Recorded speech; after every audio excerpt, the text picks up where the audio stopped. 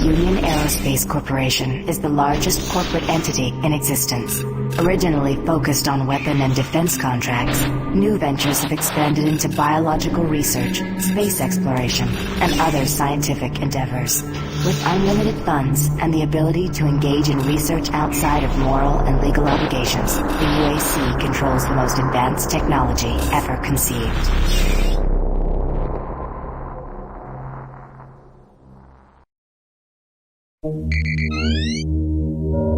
Incoming transport detected.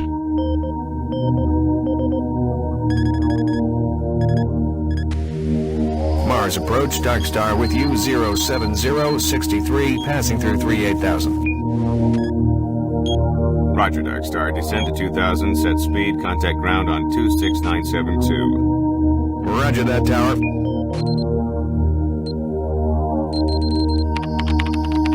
We have them on radar, sir. They'll be landing in a few moments. Excellent. See that Counselor Swan is sent directly to me. Yes, sir. Tower, Dark Star on final.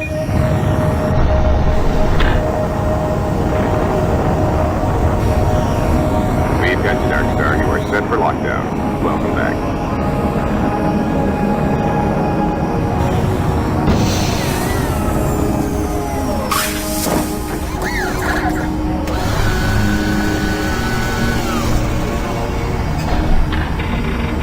I can't believe it's come to this. I didn't want to come here. He left you no choice. True, but this is the last time. I'm tired of running damage control every time he makes a mess. Right. You're the control. And if that fails, I'm the damage. If that's what it takes, the trooper is going to start doing things our way. Whatever you say, Counselor.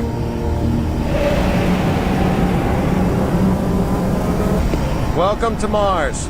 All new arrivals need to check in at reception. If you're looking for someone to help you, just head to reception. I gotta process the cargo log. I can't talk with you now.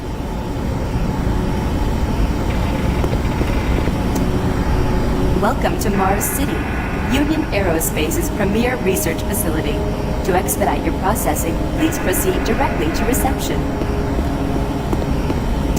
I gotta get out of here. I'm getting off this rug. And you should too. If you're staying here, watch your back. You should be careful. It's not safe here. Trust no one. Welcome to Mars, Marine. I'm gonna need you to step on one of those red squares on the floor for a bioscan. This'll only take a second. Okay, let me get this started. Shuttle Delta. You're gonna need to hold still. Moving around only makes the test take longer. All right, bioscan looks good. You're cleared for entry.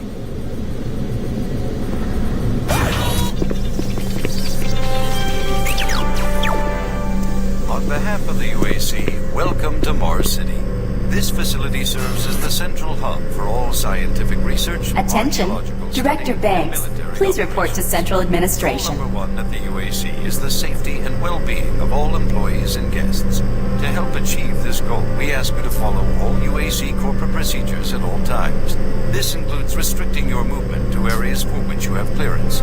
Always remain alert and aware of what you and others are doing. If you notice anything out of the ordinary, or just have a simple question, find the nearest UAC security guard. They are here to help, no matter how large or small the problem is. Our station on Mars provides a perfect blend of work habitats, recreational facilities, and social support structures. This ensures our goal of providing a true home-away-from-home experience for everyone. Keep this in mind as you help us pursue our groundbreaking research that is destined to transform the daily lives of everyone here and throughout the solar system.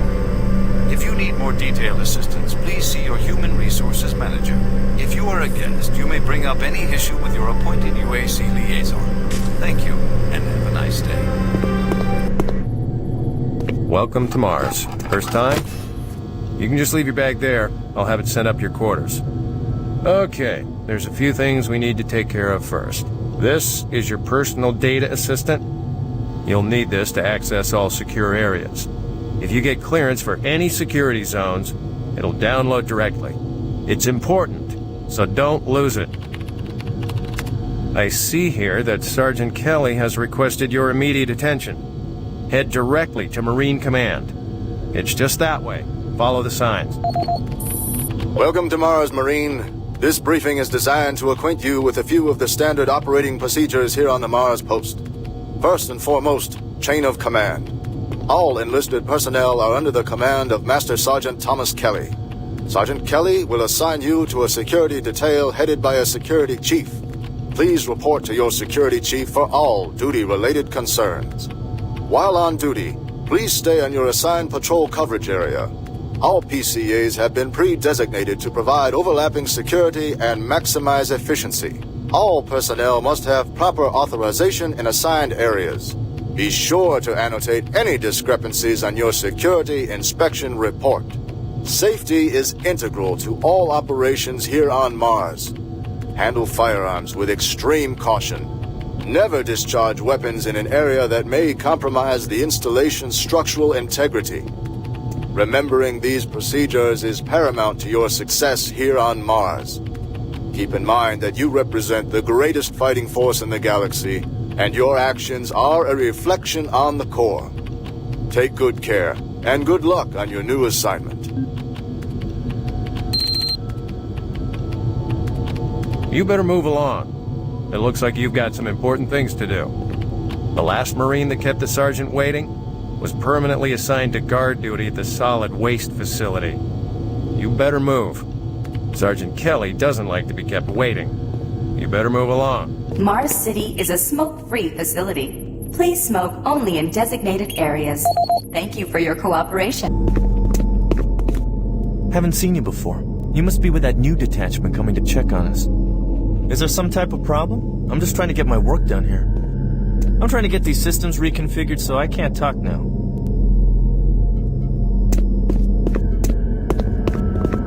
I'm here because there seems to be some very serious problems. Oh, really? Do I need to remind you of the groundbreaking work that we're doing here? No, but I've been authorized by the board to look at everything. The board authorized you? The board doesn't know the first thing about science. All they want is something to make them more money, some product. Don't worry, they'll get their product. After how many accidents? Tell me, Dr. Betruger, why are so many workers spooked, complaining, requesting transfers off Mars? They simply can't handle life here. They're exhausted and overworked. If I had a larger, more competent staff and bigger budget, even these few accidents could have been avoided. I'm afraid you'll get nothing more until my report is filed with the board. I will need full access, Dr. Betruger, Delta included. I won't have any difficulties doing that, will I? Only if you get lost, Swan. Just stay out of my way. Amazing things will happen here soon. You just wait. Let's go. Listen, buddy, you don't have clearance for this area. Move along. I can't help you here. Head to Marine Command. They can help you. If you don't move out now, they're gonna bust both our asses. God damn it, Marine. Get out of here. I don't think I've seen you before. You must be a replacement for one of the guys we lost. Try not to let this place get in your head. Just stay focused on your job. You'll be back on Earth before you know it. Not a lot to do around here, but watch your back. IPN News Network, your universe now.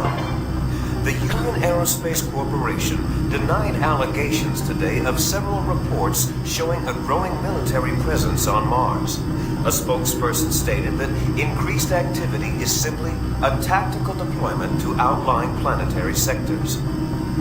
Authorities continue to search for the activists responsible in Monday's bombing of a biomech production facility, resulting in the destruction of hundreds of biomech labor units. In space news, Mining Station Amman is reporting 9 dead and 28 wounded in what appears to be an ore canopy failure during routine operations. This is the 5th incident in a string of mishaps that have plagued asteroid strip mining facilities in recent months. Deep Space Probe Madridi successfully executed the first of 4 engine bursts designed to alter the probe's course, according to officials. The probe's logic core first requested the diversion following yesterday's discovery of a negative light object outside the orbit of Sedna. The probe is set to resume its outer system mapping mission next week, following further scans of the fluctuating anomaly. Faint signals continue to be received from the failed Europa orbiter, which is said to be further evidence of survivors in Thursday's crash. Union Aerospace, who funded the privately operated orbiter, stated that there were no survivors and the signal is part of the Navcom system's automated distress beacon. Critics of the massive corporation say the Europa signal is undeniably originating from one or more survivors, and the high costs of mounting a rescue operation have led to the UAC's refusal.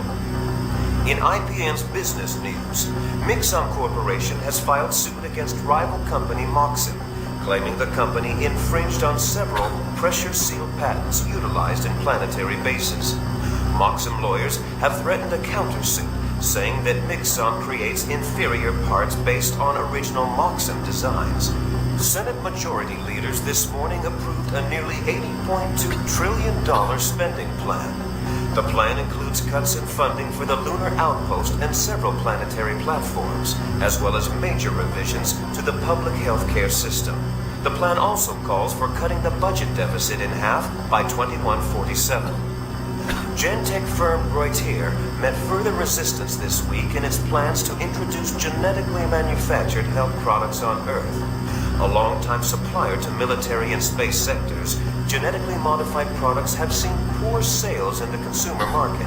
Reuters' latest MedKit technology was slated to hit stores next month. For IPN News, this is Roger McKellen with Subspace News on the Hour.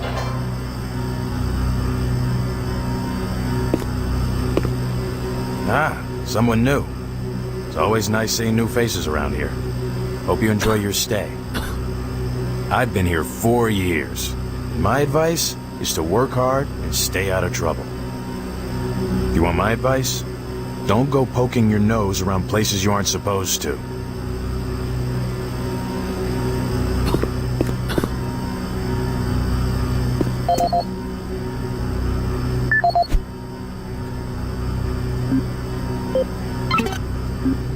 This is the audio log of maintenance technician Adam Bernache, dated November 10th, 2145. I've fixed the couplings on the heat shields this morning with no problems.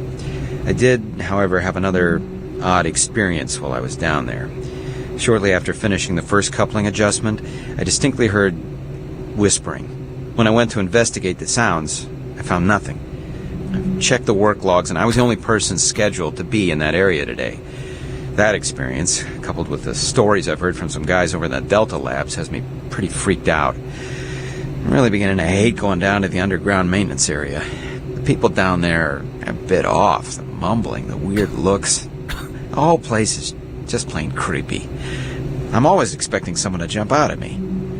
I've secured my tools and the busted modulator in the storage cabinet next to the maintenance elevator. Technicians should use cabinet code 396 to access them. End of log. Miller, you hear about Corporal Allen? Yeah, they said he just lost it. Shipped home this week. We lose one, gain another. No shit. I wonder who they're gonna move to Bravo team now. Who knows? I just hope they don't take anyone from my squad. I hate pulling double shifts. I hear ya. Another newbie. Welcome to the worst assignment you'll ever have. Come back for a drink when you get some free time. This place is always open if you want to come by and forget. Another replacement, huh? Listen up, newbie. I'll give you some advice. Keep your eyes open and stay focused. Yeah, I see people come and go around here all the time. I wonder how long you'll last. Yeah, so those suits arrived too. Weird. The UAC must be worried about something.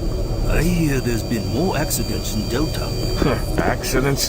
That's good. Is that what they're calling them now?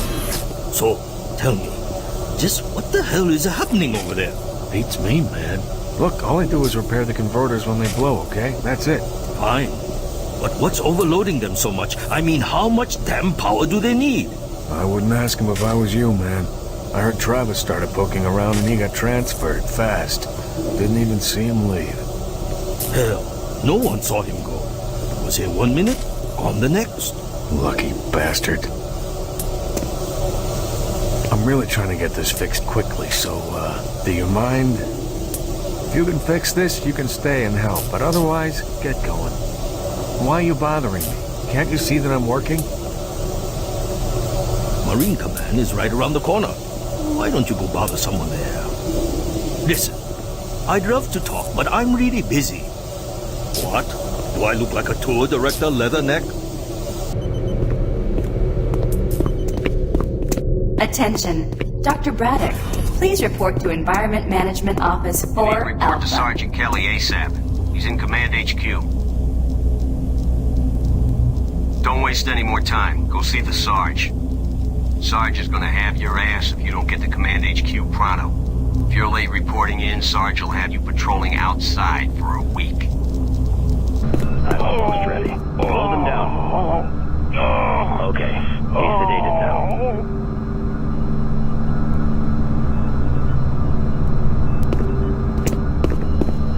I can't be interrupted now. I've got work to finish. Please don't disturb me. Can't you see I'm busy?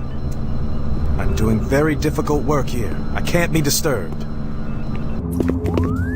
This is Delta Science Management. We would like to request another security team here in Delta. Yes, sir. Thank you.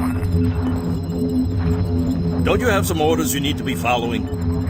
I'm too busy to talk now. Lots of work here. Sorry.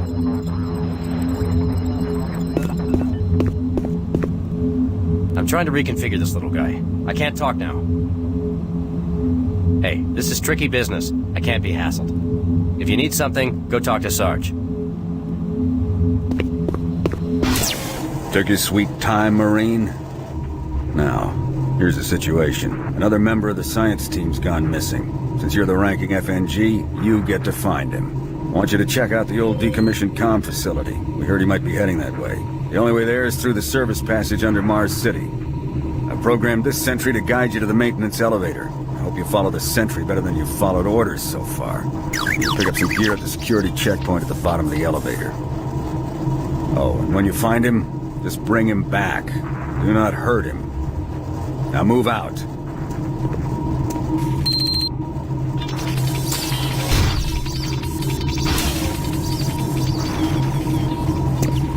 When you complete your mission, report back here. Move out.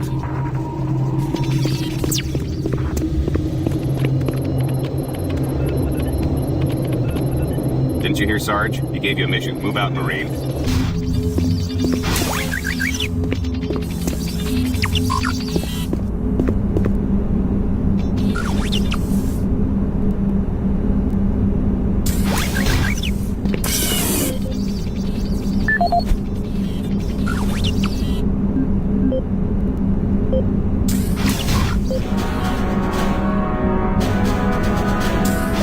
Representing yet another great accomplishment of the UAC, the Series 3 plasma gun is an extremely versatile medium-range combat weapon. Harnessing the exhaustive resources of synthetic plasma, the plasma gun meets the critical requirement of low-cost, abundant ammunition for today's highly mobile military. Capable of sustained firepower due to the latest advancements in plasma injector technology, this weapon's lightweight and high yield make it desirable for most combat scenarios. Always on the forefront of technology, the UAC is making safer worlds through superior firepower.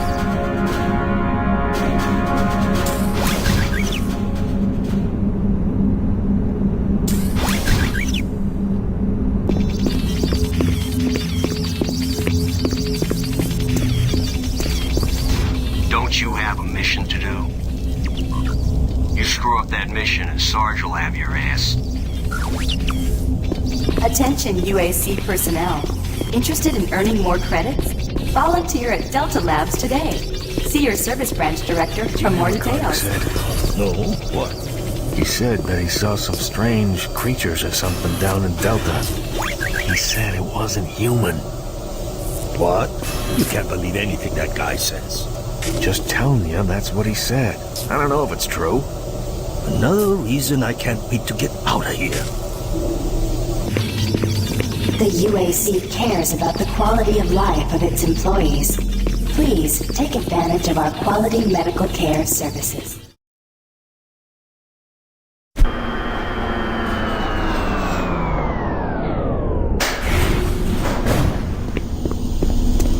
Welcome to the dungeon, Marine. Most unexciting place on Mars. I'm gonna need you to grab some armor and secure your pistol before I can pass you through security. Okay, grab your gear. Now you're ready for combat. Let me do a radio test. MarsSec radio check. Excellent. Good signal. Looks like you've been assigned the decommissioned comm facility. Just follow the main passage through the underground junction and straight out. You'll have a quick evac. And what better way to see the Martian surface than to run across it? Okay, you're all set. Oh yeah, keep in mind, civilians are working down here. Don't get excited and shoot it.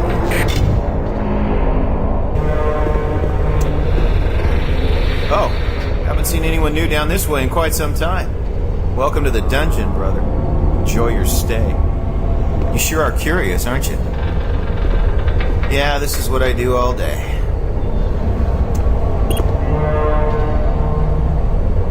Hey, don't touch that. Hey! You're looking for the scientist, right? I'm not sure you want to find him. You see... never mind. Don't listen to me. Never mind what I said. I shouldn't talk about it. Listen, Scotty. I've done this 1,000,000 times. It's not that hard. Why don't you crawl your fat ass down here and do it yourself? Because I'm getting paid to make sure you do it. Just finish the coupling so we can continue. Buddy, don't know if I can really help you with anything. I'm kind of busy here.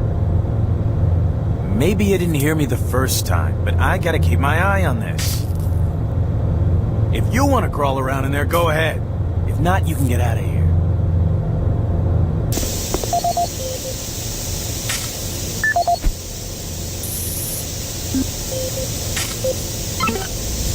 This is Grant Baston, the Environmental Services Supervisor.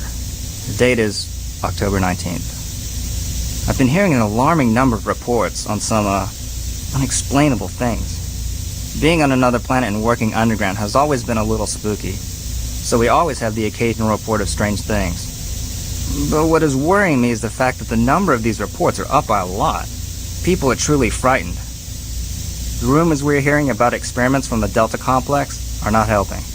The power fluctuations aren't helping at all either. Having the lights flicker constantly and losing power for several minutes at a time is scaring everyone down here. I'm doing my best to keep people in track, but we're continually short-handed. Someone's reporting in sick almost every day. I'll keep my director apprised of the situation, and will continue to log reports as I get them. Can you maintenance guys not keep any of these machines running? Yes, sir. It's just that the science team demands a lot out of these things. Enough excuses. Just do your job and get the science team what they need. Well, I'm doing everything, but I just can't explain some of the things that have been happening to the systems. It's weird. Just get it done.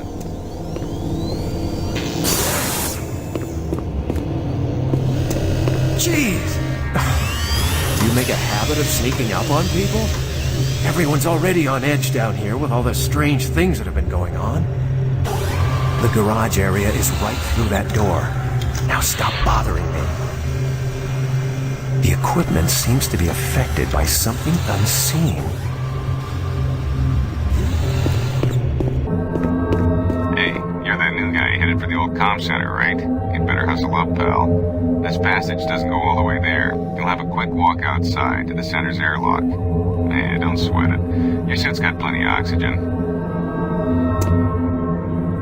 Well, what the hell are you waiting for, Marine? Get going. Marine, this is Sergeant Kelly. You need to double time it down there. Search your assigned area and haul your ass back to Mars City. Out.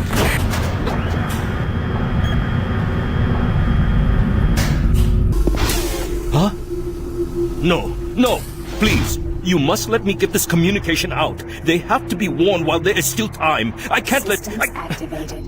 You don't know what I've seen. You can't possibly understand or comprehend. The devil is real. I know. I built his cage. I'm getting abnormal readings here. This is bad. Oh, God! Can't hold these levels. We're losing it! Help us!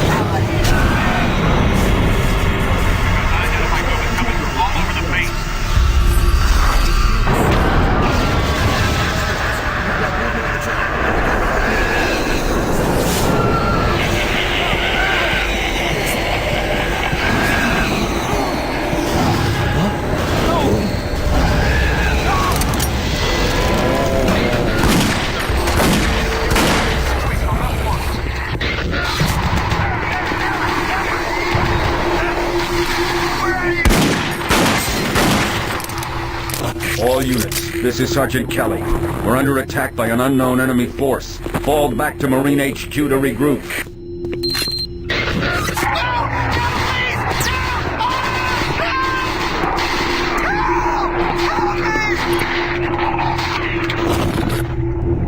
I say again, fall back to Marine HQ and await further orders.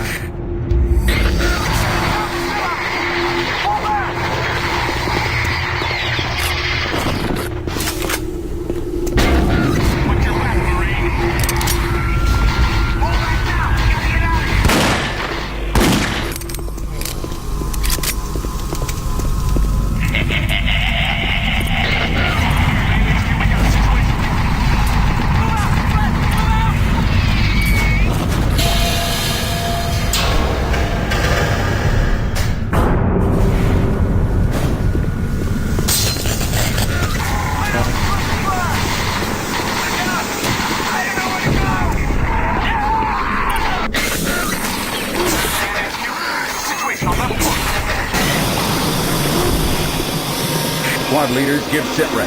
Over. Command HQ, this is Bravo team. We've got one Marine down. Shield wounded. Command HQ, this is Fire Team 4. We are pinned down in Alpha Lab. Command HQ, this is Fire Team 2. Main power systems down at sun level. Backup and life support systems only. We've got lots of civilian casualties. It's a mess. Command HQ, attempting to secure the area.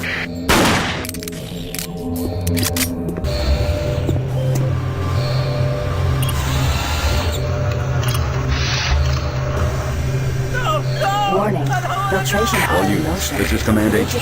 Report directly to Marine headquarters and await further orders.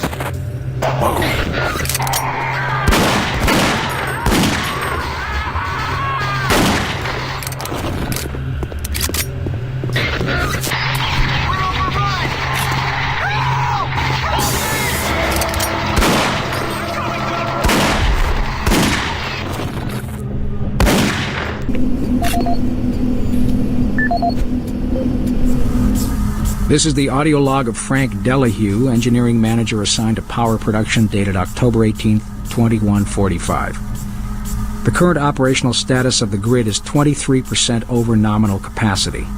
I've increased work shifts to 12 hours a day for all personnel to keep up with demand. The constant and increasing load from the Delta complex is causing havoc. We are going to start losing critical systems if we have to sustain these levels much longer. I request clearance to requisition parts from other departments in order to maintain our equipment. Okay, I don't know what is going on over in Delta, but I'm doing all I can down here. The constant demands are bad enough, but the rumors going around are making things a whole lot worse. And I gotta tell you, if things don't get better soon, all hell is gonna break loose. This is the audio log of Frank Delahue, engineering manager assigned to power production, dated October 24th, 2145. Reclamation problems continue to plague the main processor. 2 more valve overloads on that unit in just the past week. These overloads can destroy the valves, causing very dangerous fire, jetting with enough heat to incinerate sensitive equipment nearby. To date, we've had only one reported injury as a result of these valve failures, and this is due in large part to the quick response of the engineering team. Our procedure of entering the failure code 842 in the operation terminal has proved adequate, and I recommend no changes in that procedure. Someone please, help! Oh, thank you. I'm getting out of here. Situation on level 1.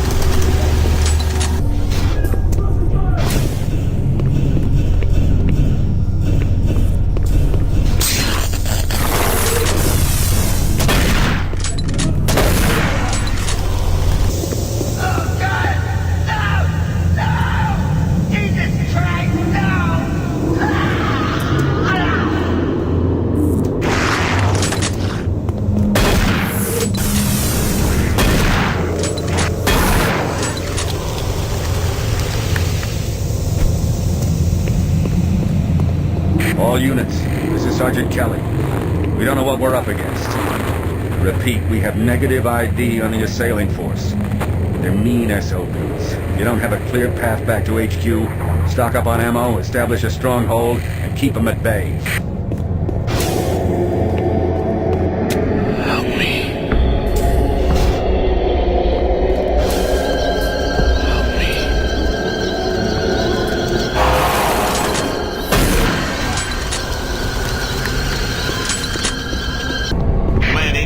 Bravo team, we've got one man down and several wounded. We are incoming and need medical on station staff.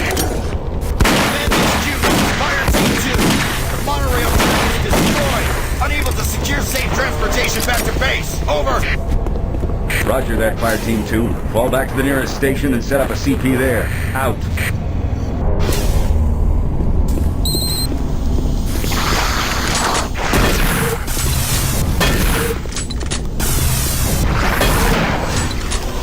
All units, this is Sergeant Kelly. Fall back to Marine HQ and await further orders.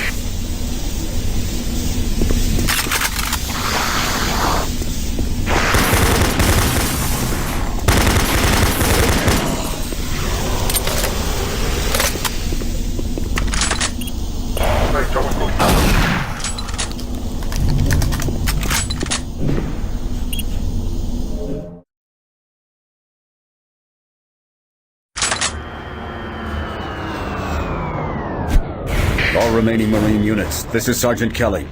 I am unable to reach Mars City from my current position. Move to Marine HQ to regroup and await further orders.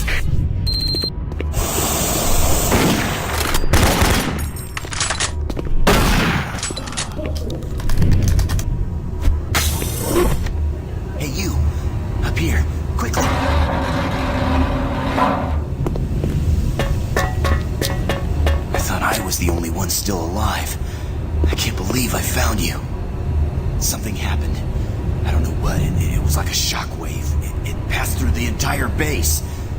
started changing.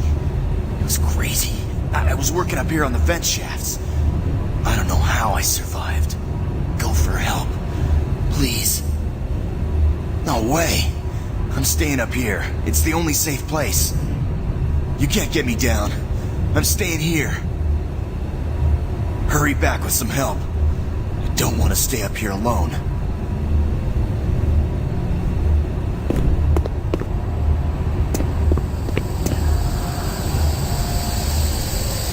Be careful. I don't know what's in there.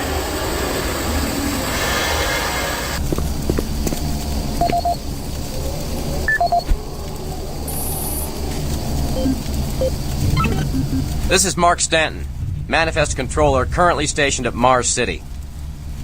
I'm not sure who to send this to, so I decided to send it to quite a few people.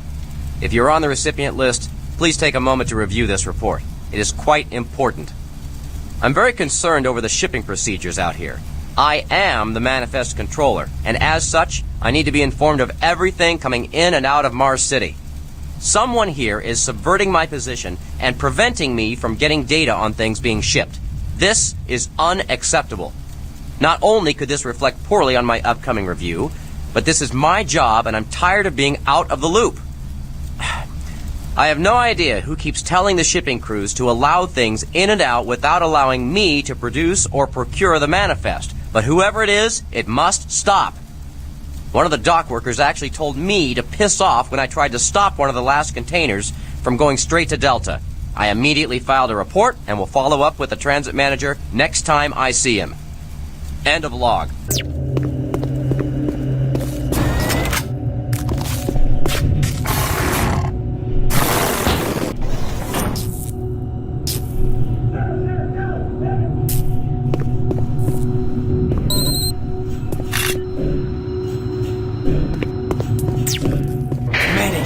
This is Specialist Wilson. My team is gone. They're all dead. I'm running blind here. What are my orders? Over. Specialist Wilson, this is Sergeant Kelly. Stay sharp, son. Move to your last known RP and fortify your position. We'll find you.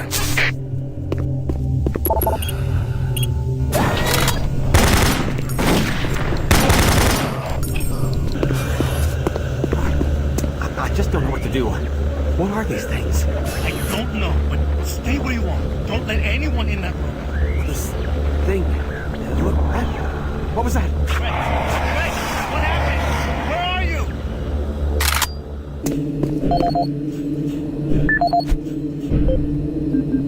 you? Audio log for Dr. Kasian, currently stationed at Mars City. I have just left the weekly status meeting here in Medical. The most prominent topic was the vast number of psychological issues we are seeing as of late. The number of reports indicates that 10% of the overall base personnel have shown symptoms. As many people will not come in for this type of thing, the number of affected personnel could truly be in the 30 to 40% range. It has even manifested itself here in Medical. We have several nurses and a couple of good doctors out for related reasons. I'm going to formally request 2 additional psychiatrists on the next shuttle from Earth. The 2 we have are being overworked, and the content of their sessions with patients is starting to affect them as well. Dr. Kasian out. Dr. Mark Kasian, at 1547, patient Jonathan Wills was admitted after complaining of insomnia and nausea. According to the nurse, Mr. Wills was calm and exhibited no signs of disorder when he was brought to exam room 5. However, by the time I reached him at 10 after 4, his personality had changed dramatically. When I entered the room, Mr. Wills lunged at me with a scalpel he apparently stole from a supply drawer. With the assistance of an orderly, we managed to subdue and sedate him without injury. Mr. Wills was heavily medicated and could not be diagnosed, but in the 20 minutes he was left unattended, he managed to carve 3 symbols in his arm and cut his own tongue into 2 halves. I can only guess at the cause of his problems. I hope that additional psychiatrists arrive soon. In the meantime, in response to this assault, all medical supplies and armaments will be locked in a secure hospital cabinet with the code 347. Dr. Kasian out.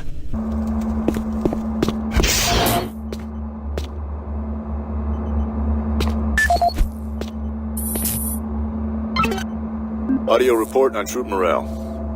Morale here is beginning to drop. It's nothing to worry about yet since I keep my Marines sharp and ready to go, but events at the base are wearing on the troops. There have been a lot of things happening here on the base. I believe the UAC experiments being performed here must be the cause. Out here, they could be experimenting on God knows what. There are quite a few people missing, and no Marines, of course. It's the civilian population I am referring to. Bottom line, whatever it is they have going on here has my men on a razor's edge. At this point, there is no cause for alarm, but I am requesting we rotate squads every 90 days instead of every 180. I will continue to report as the situation develops. It is good we have the new Marines en route. Fresh faces will help. Sergeant Tyson, out.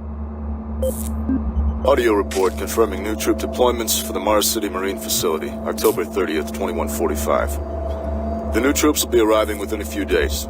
I've started a series of training exercises focusing on close-quarter small weapons combat, as well as instituting mandatory refresher courses on all munitions and weapons in our armory. In response to the large number of security breaches and general feelings of ill will around the base, I've doubled security details, placing 2 Marines at each checkpoint. This additional presence should help calm things down. I expect that the incoming Marines are not quite as green as the last deployment. They've turned out okay, but some combat experience will go a long way right now. Sergeant Tyson, out.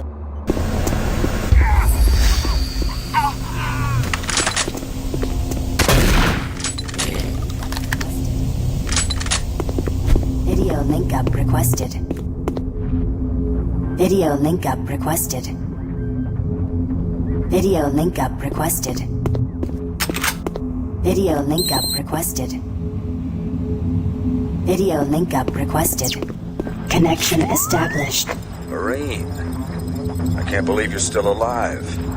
I'm unable to return to Mars City. All passages out of the Delta complex have been blocked. I'm setting up a command post here. I can monitor status reports of the entire base from Delta Central Authority and communicate with other Marine teams.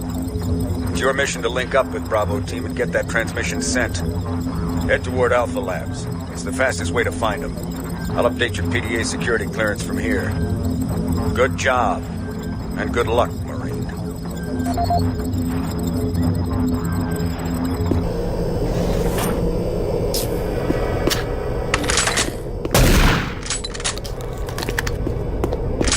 Marine, if you run across any operational sentry bots, use them. Those guys pack a lot of firepower.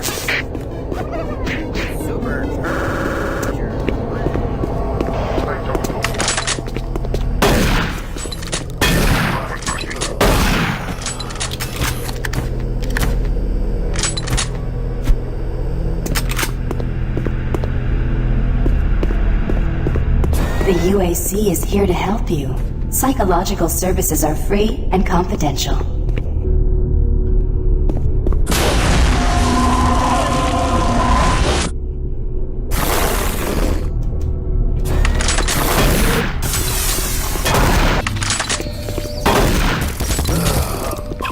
Marine, you gotta get to Bravo Team quickly. They need all the firepower they can get. Sending that transmission is critical to our survival.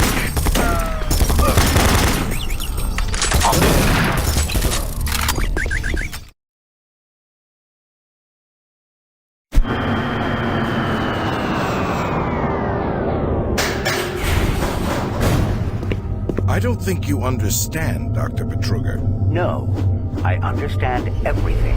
I'm telling you now, Doctor, the UAC is taking over this operation. Operation?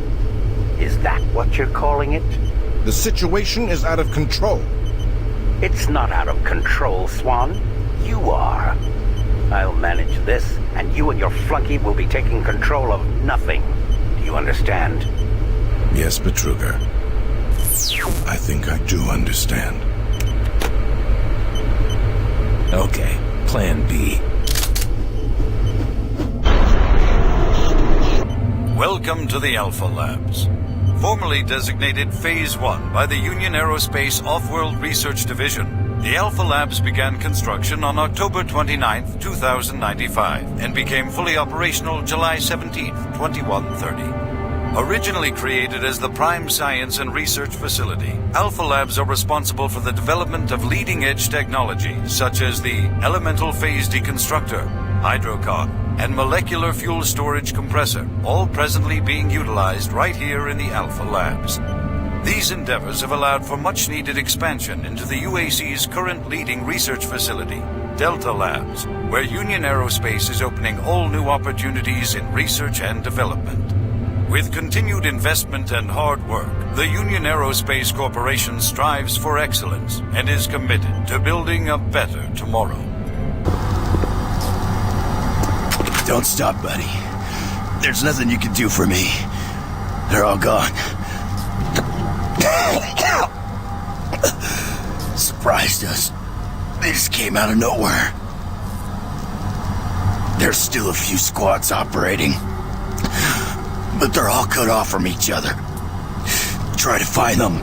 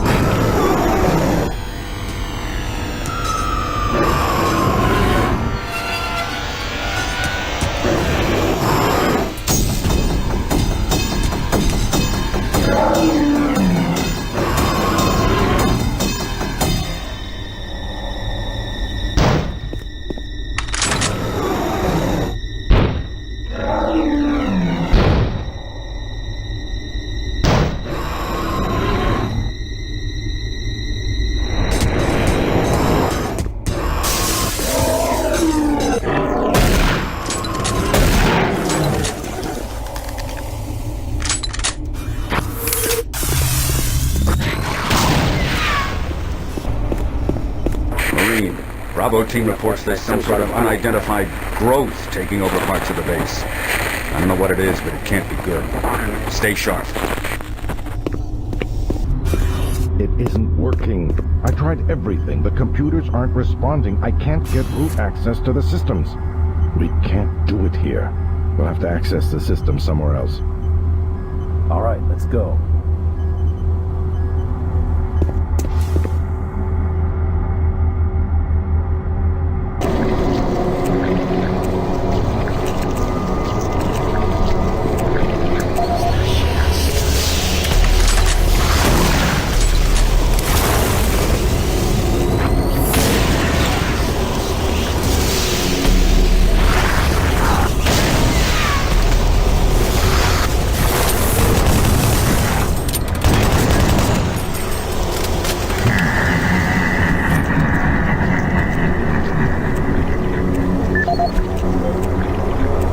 This is the audio log of Director William Banks, dated October 20th, 2145. It has come to my attention that we have an alarming number of missing personnel throughout the base.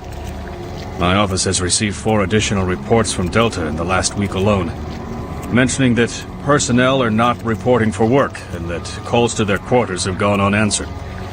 My office has sent the names of those personnel to Mars City Security, and they have promised to initiate an investigation.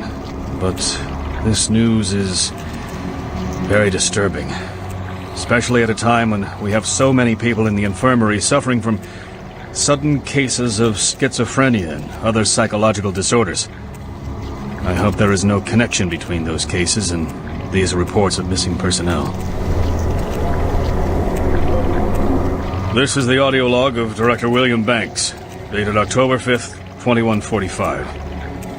It has been brought to my attention by Environmental Services that the recent power grid changes have caused many non-critical systems to malfunction.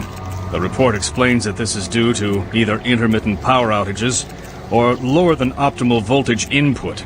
It also says that sufficient power distribution to all non-critical systems is becoming more difficult to maintain, thanks to Dr. Betruger and his so-called optimizations to the energy stores in and around the facility. I assured the Director of ES that I would file a report with Central Authority over this.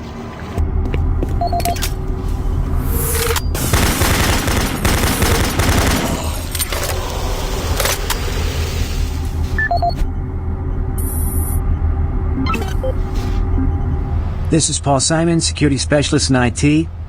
Our network security has been breached several times over the last few days. Now, it looks like it may have been going on longer than that, but whoever did this really knew what they were doing. They covered the tracks really well. I just happened to notice some log anomalies, or it would still be going on. The intrusion came on an encrypted carrier signal from the Delta complex. They piggybacked the virus on one of the supercomputer requests and it peeled itself from the data stream once it was inside our firewall. Someone on the inside there has to be responsible. Unfortunately, due to security in that complex, I can only tell it came from within Delta. There's no way to identify which machine or even which lab it came from. Whoever was in our system had access to all personal data, including medical reports. My team will be monitoring the network closely in the next few days, looking for anything unusual. End of log.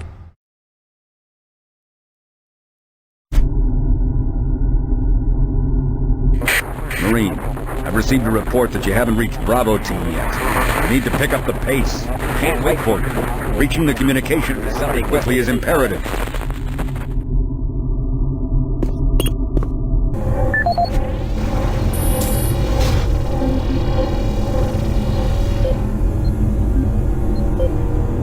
For generations, humankind has lived under the looming specter of slowly dwindling natural resources. Our new ventures on planets like Mars have only intensified our need to find fresh sources for metals, petrochemicals, food, water, and even air. To meet that need, UAC researchers have developed dramatic solutions.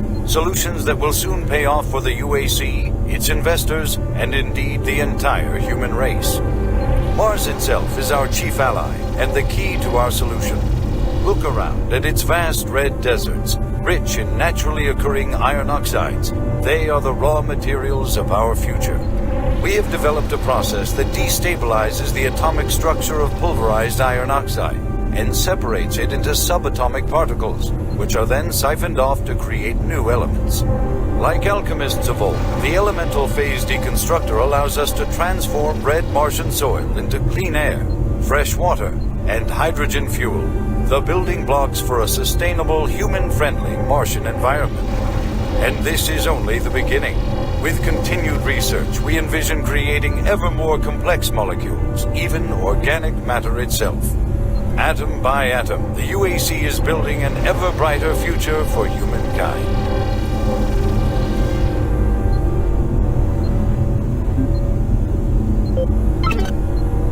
Audio log for Kyle Berger, research supervisor for the EPD project. The elemental phase deconstructor is fully operational, and the research data we have gathered so far is very impressive. Unfortunately, we had a terrible accident last week.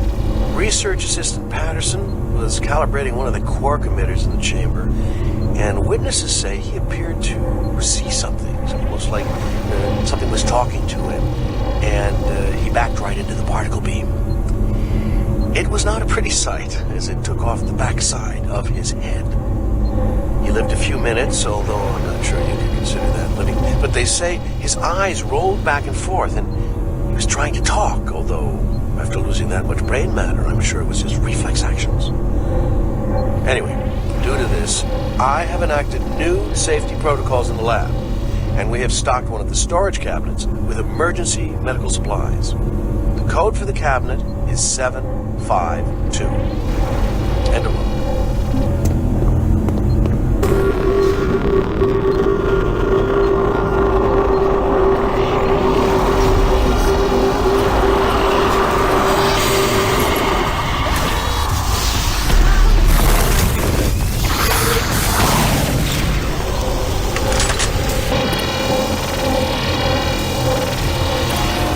Warning. EPD laser active.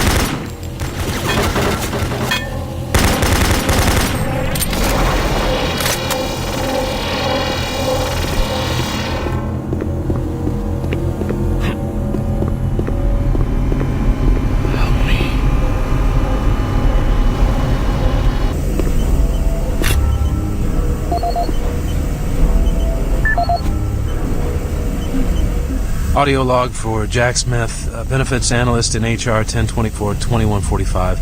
I just went through another batch of accident reports from the science team. We've had 5 more people hurt this week while working with the equipment. The most serious incident was one John Hughes, whose hand was caught in one of the plastic extrusion systems. He was performing maintenance on it and states that he unplugged it and had the safety key in his pocket.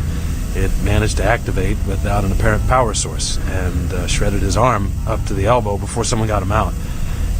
It's been reported that the machine is still running and we can't shut it down.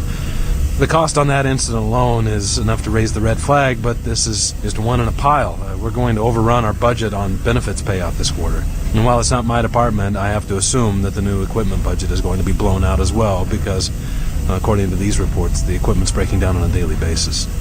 Please mark this for review at corporate. End of log.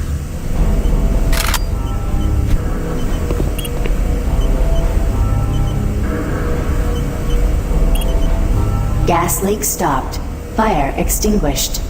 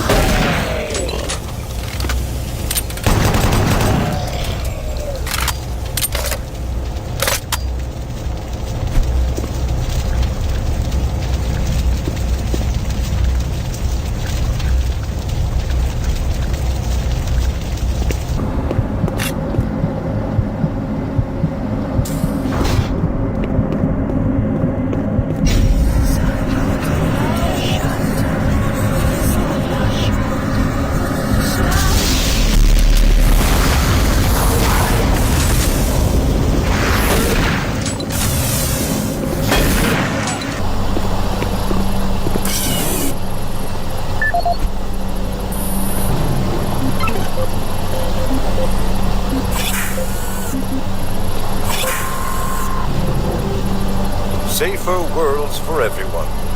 For centuries, people on Earth have waged war over 2 things vital to human existence: fuel and water.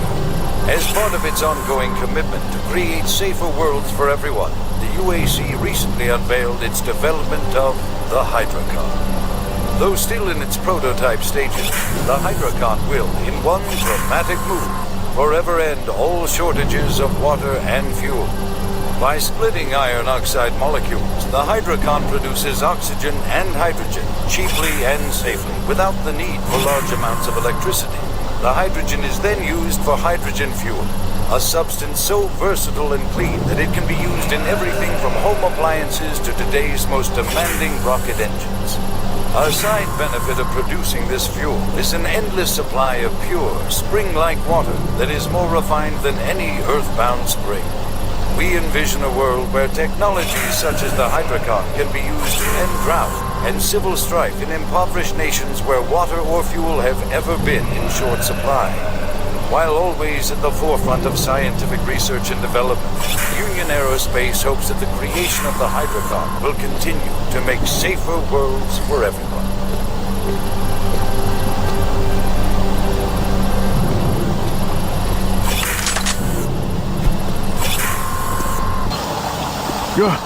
Oh, he startled me. Man, am I ever glad to see you. I thought I was all alone. It's been freaking spooky lately. The Hydrocon's blown a few circuits and is unstable. Be careful with that gun. A stray bullet into the glass shields could blow the whole area. I'm gonna try and get this thing stabilized. I'll head to the science office when I have this under control. If I don't get the Hydrocon operating within acceptable levels, it could blow. I need to stay here and see if I can get this thing running safely.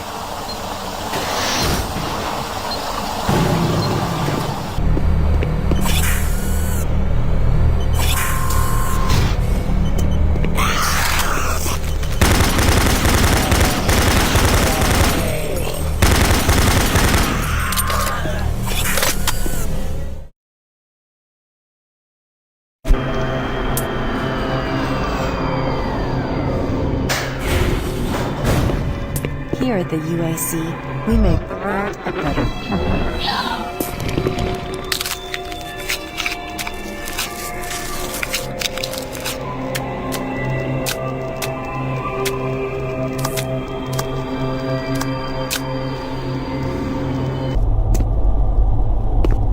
Hello, is this reaching anyone?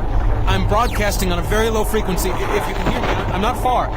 Please help me. I've locked myself in storage room C4. Please, if anyone can hear me, please help me.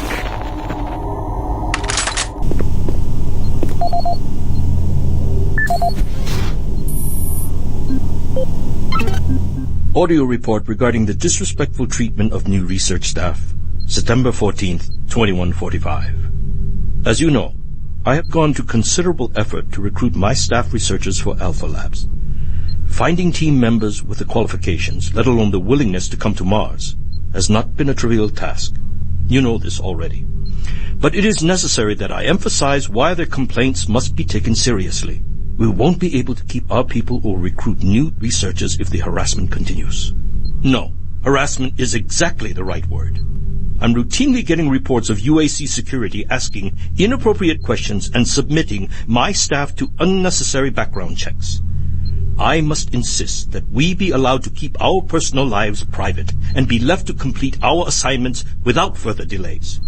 If there is some kind of security threat, I suggest that UAC security look more deeply into their own staff. This is Andrew Chin, N.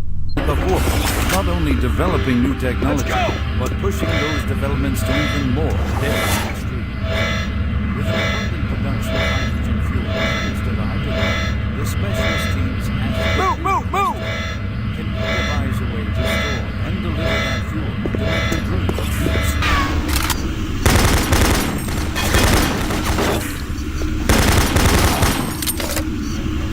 Marine, Bravo team reports they've located your position but are unable to move to your current location. Head through engineering and try to link up with them in Sector 3.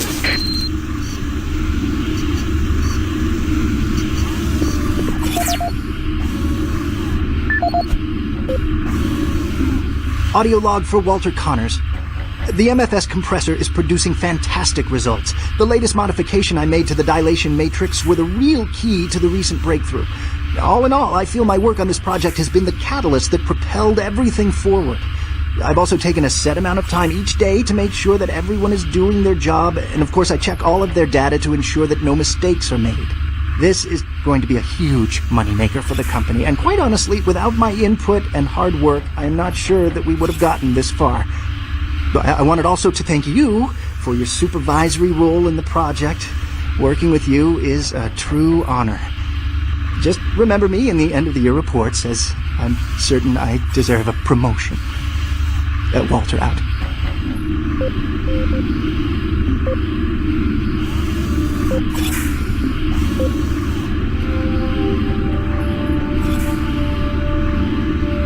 Since the dawn of the space age, Union Aerospace has been at the forefront of not only developing new technology, but pushing those developments to even more daring extremes.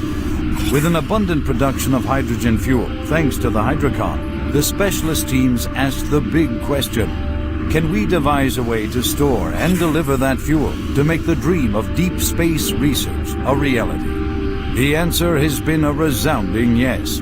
Under the direction of Dr. Malcolm Betruger, key UAC scientists have made startling new discoveries in the fields of quantum physics. And with them, they have been able to use the actual space between electrons and protons in a molecule as a storage medium for fuel in our interplanetary antimatter drives. Now, fuel that would once take up half the payload of an interplanetary ship only occupies a fraction of that space. You are looking at the Molecular Fuel Storage Compactor. The MFS compressor is yet another UAC marvel that brings the dream of reaching and colonizing the most distant planets closer to a reality. The UAC has long made safer worlds for everyone, and now they will bring those worlds even closer than you could ever imagine.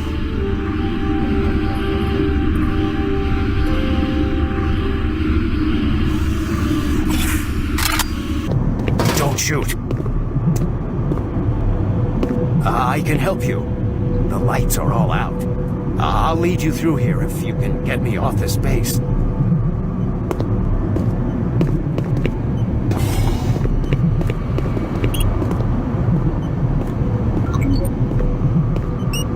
Come on, I can't wait.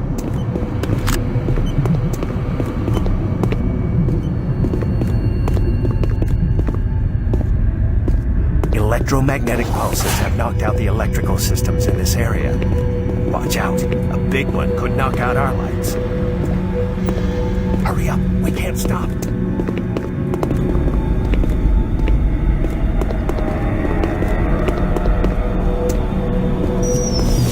There's one.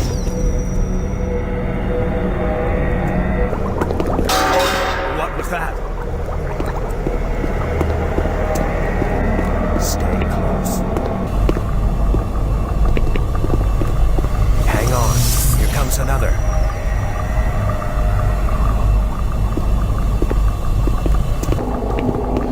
There's the exit.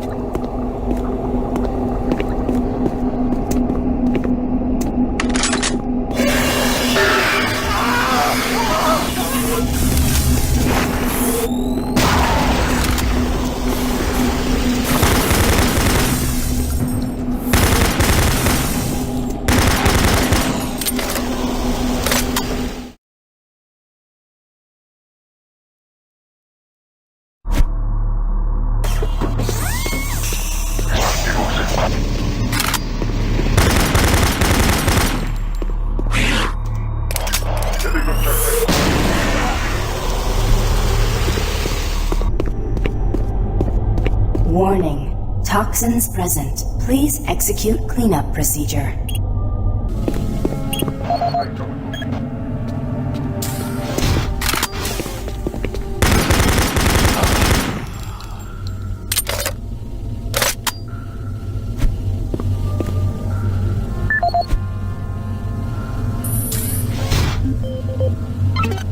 This is Operations Coordinator Mark Lamia, dated November 1st, 2145. I am filing this report because I am frustrated beyond belief by the level of incompetency I have to deal with here. I don't know where HR is getting the new employees, but the last 5 guys they've sent me were all a bunch of idiots. They can't get any of their work done on time. I constantly have to keep an eye on them. They work slow, they don't follow any of the standard operating procedures, and they can't even remember basic things that I tell them. For example, I changed the cabinet door codes here to 1, 2, 3 because I thought that was easy enough to remember, but they still forgot it. I don't understand why HR can't get me better people. I am requesting full authority to hire and fire my own employees. It's the only way I can run my department smoothly. End of log.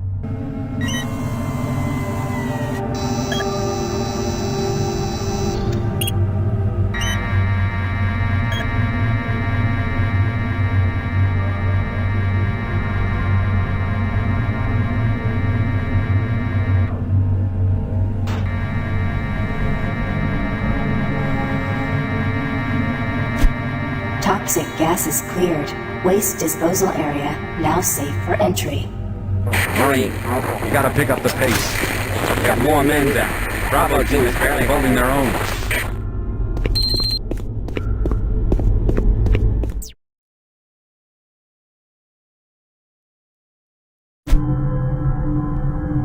Marine, I was able to locate your position. 4 comm systems are beginning to malfunction and shut down.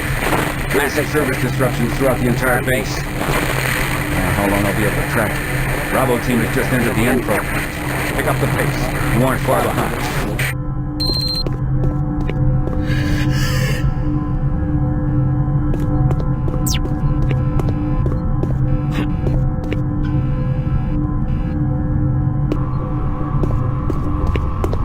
Hey you! Can you help me? I'm trapped in here. Release the door locks and get me out!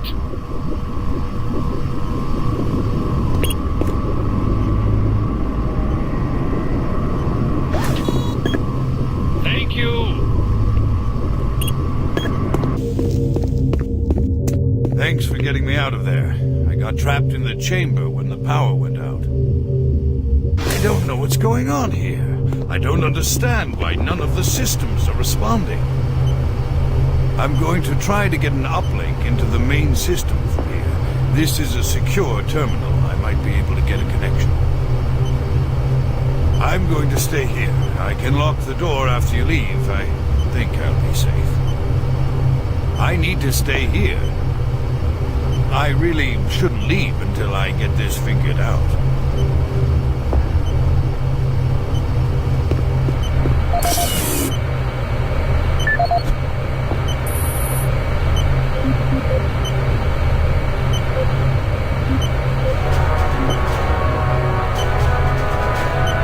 In a quest to provide armies with a well-balanced set of weapons, the UAC looked to the past when designing and manufacturing the newest line of Mach 2 chain guns. The retro style and mechanical sturdiness of the chain gun is a must for all hardened combat veterans.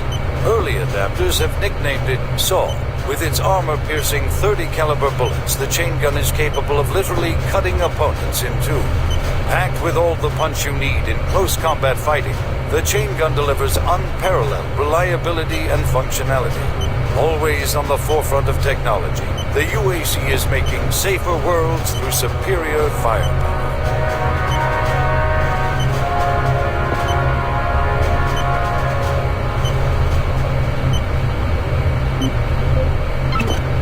Security log number 3072 for Delta Security Chief Michael Abrams, November 15th, 2145. I've just come from the Armament Division where I was issued one of the new BFG 9000 series weapons. Well, they weren't kidding about how much lighter it is over previous prototype models. Won't be so bad carrying this one around. Anyhow, for a couple of weeks now, many of the security teams have not been following proper reporting procedures. Not sure if it's the format of the new SIR, so I'll make sure each team is scheduled by Training Division to get spun up on the new reports. There have been some security issues in the Alpha Labs. I sent a team over to investigate, and now I can't reach them on any comm channel. I guess I'll have to go over there myself. Well, I'm headed over there now. I'll finish the security report in full when I get back. Oh yeah, one more thing. I'm gonna leave this BFG locked in my office for now. Please have IT security change my door code to 901. Sure as hell don't need anyone messing around with it. Chief Abrams, end of log.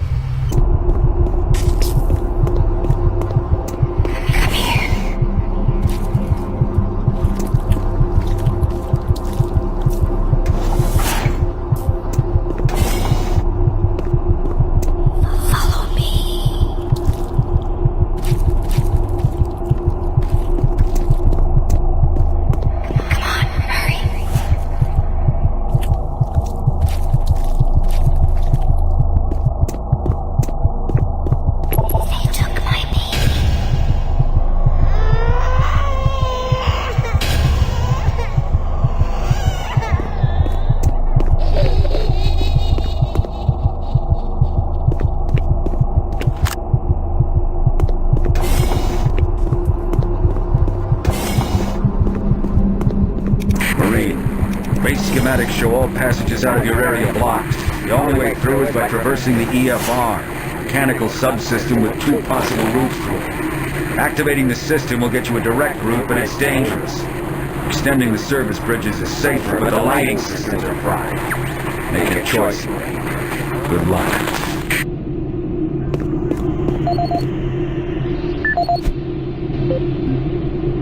This is the audio log of Plant Manager Henry Nelson, dated October 24th, 2145. I don't know how I should report this, so I'll just talk about what I know and what I need. I've had quite a few employees reporting to me that they've heard strange sounds, like voices talking to them, calling them, even when they were alone. At first, I didn't believe them. The guys down here like to kid around, but they assured me they were serious. I ignored the stories at first, until one day, I heard something too. I was working on one of the lift-up service panels, and I distinctly heard the voice of someone saying, "Over here." I quickly turned to see who was there, but the passage was completely empty. I looked around, but I didn't see another soul. I even checked the work logs, and no one else was working near that area. I don't want to sound crazy here, but my guys and myself are a little spooked, and some of the guys were even talking about ghosts. So, to make everyone, including myself, feel a little more comfortable, I'd like to request that a security team make a thorough check of the EFR area. Thank you. Henry Nelson.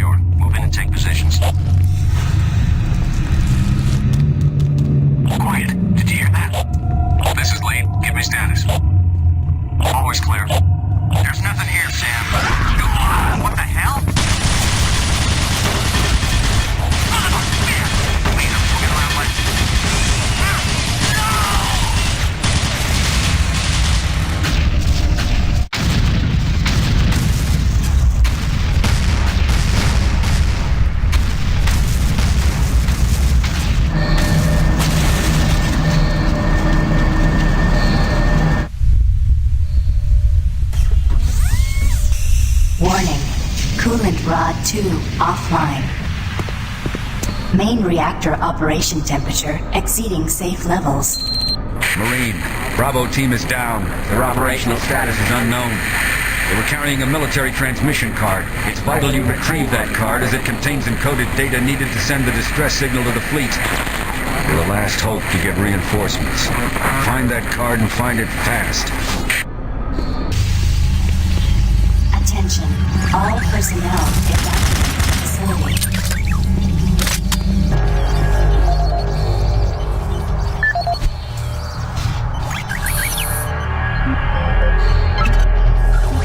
Paul Rad, Chief Technical Officer for the N-Pro facility.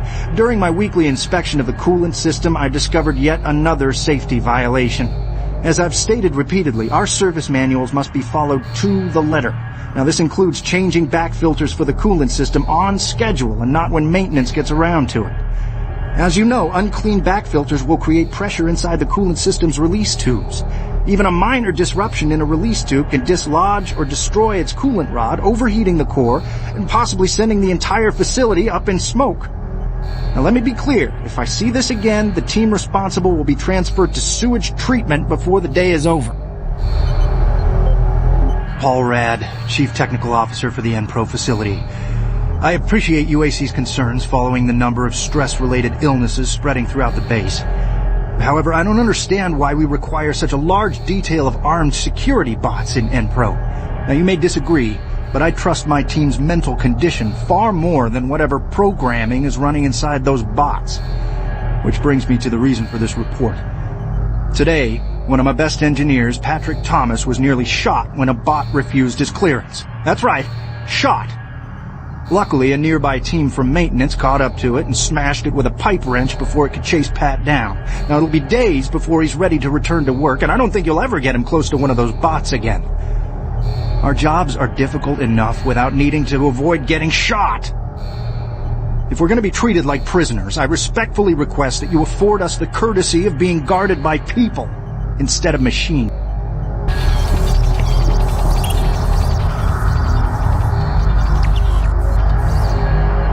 Gas leak stopped.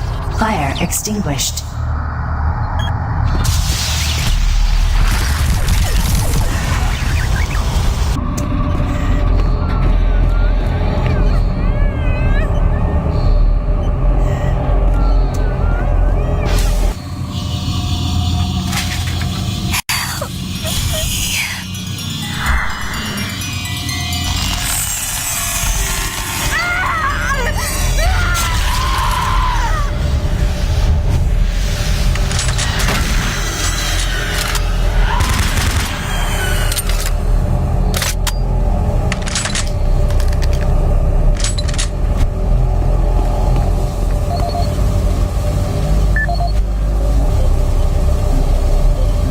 This is the audio log of weapon analyst Teresa Chazar, dated November 3rd, 2145. I'm pleased to report that the preliminary tests on the ammo storage in the new Mach 3 plasma gun has far exceeded our expectations.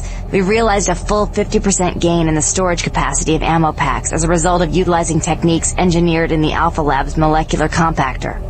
I believe with the ongoing compaction research, we will reach our goal of 3 times the plasma storage currently available in standard ammo packs. I would also like to mention that all of the employees here at the Enpro plant have been very helpful and quite eager to accommodate all of my requests. For security reasons, I've locked the plasma gun and the extra ammo in locker 063 with door code 972. End of lock.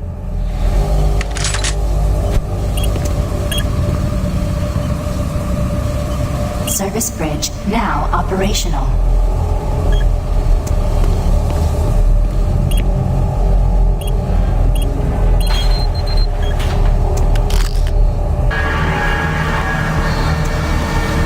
Doors sealed. Please contact plant management for immediate assistance.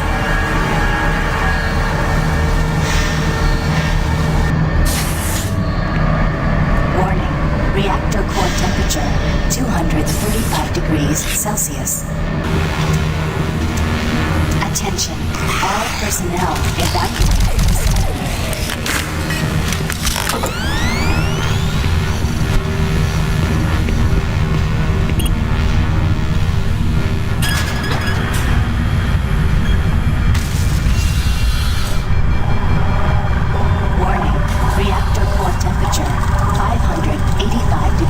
Celsius.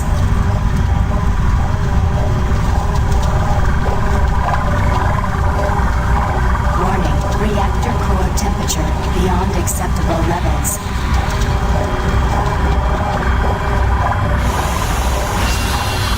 Marine, you gotta find that transmission card.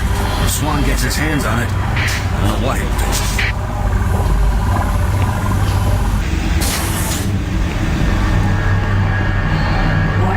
Reactor core temperature 900 degrees Celsius.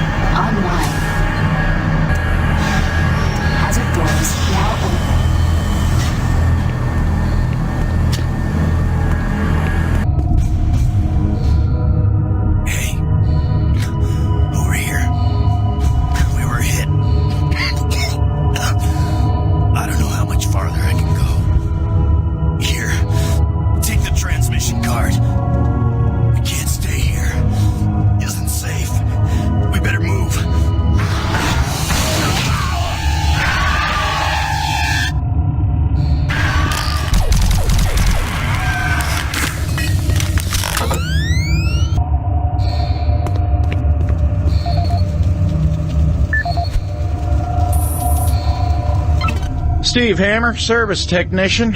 Since Private Swenson wigged out, shot up that drink machine, then lit himself up with a plasma gun, we've all been a bit nervous. All of us in maintenance knew he was losing it. Finally, when that darn drink machine wouldn't accept his credits, he lost it, started swearing up and down, and you had to laugh when that machine lit up, but before any of us could react, he fed himself enough plasma to power an office building. There wasn't enough head to clean up, just vapor. It's a bad thing to happen to anyone. Anyway, I know with all the psych problems we've had lately, we need the additional security, but when the guards start going nuts, I don't know, all this extra weapons and ammunition, I mean, do we really need so much firepower laying around? Well, a couple of us decided to lock up all of the unsecured plasma rounds we could find. The code is 734. I think we'll all sleep a bit better tonight knowing it's locked up.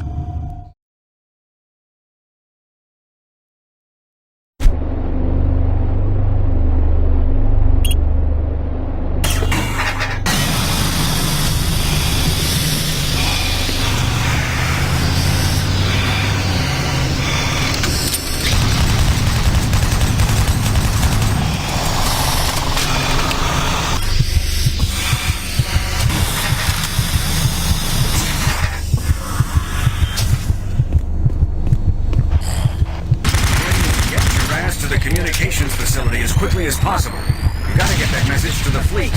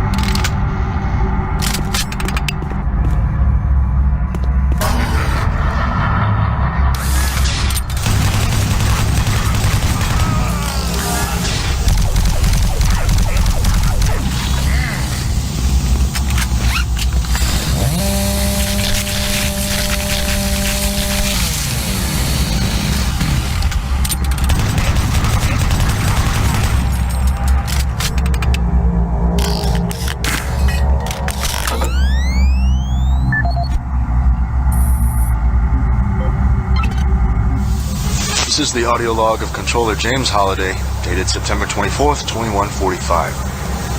The recent transport issues from Site 3 have caused the board to call a formal inquiry. We'll study weight limits and suggest better ways to provide protection for Site 3 artifacts. Our equipment... Damn it, these PAs, does anything work with this? Finish this later.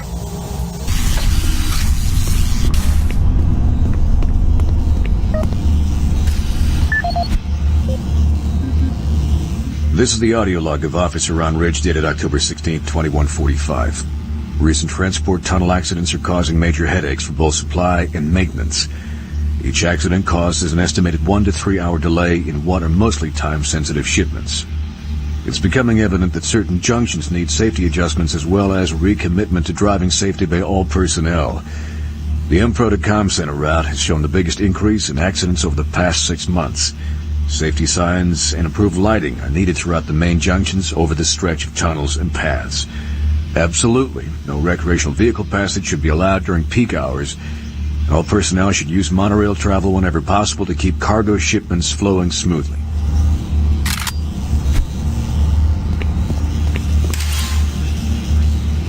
Service lift called to station.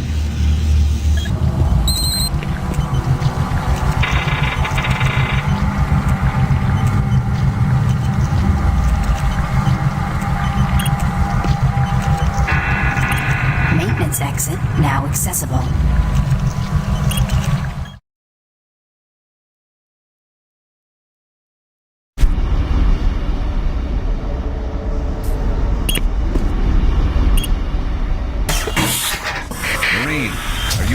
communications facility yet? You gotta get that message to the fleet now. Watch out for Campbell and Swan. Those UAC suits don't give a damn about what happens to any of us. Now get a move on.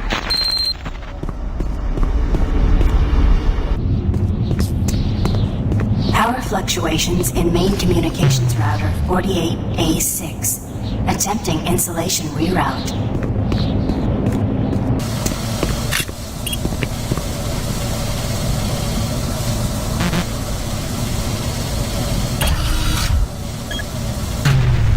Primary communication systems offline.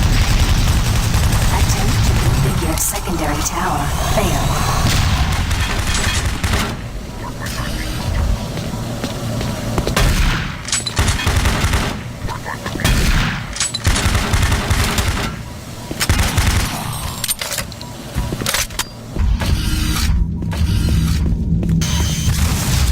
Communication system overload. Communications shut down.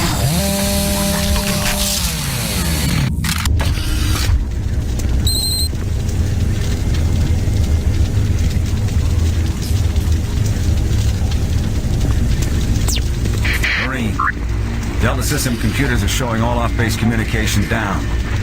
It's that fool Swan, isn't it? You're gonna have to find another way to send that message. Make your way to the satellite room and manually establish a link from there. Base schematics are showing the quickest way through engineering. You can't fail, Marine. Get that message sent.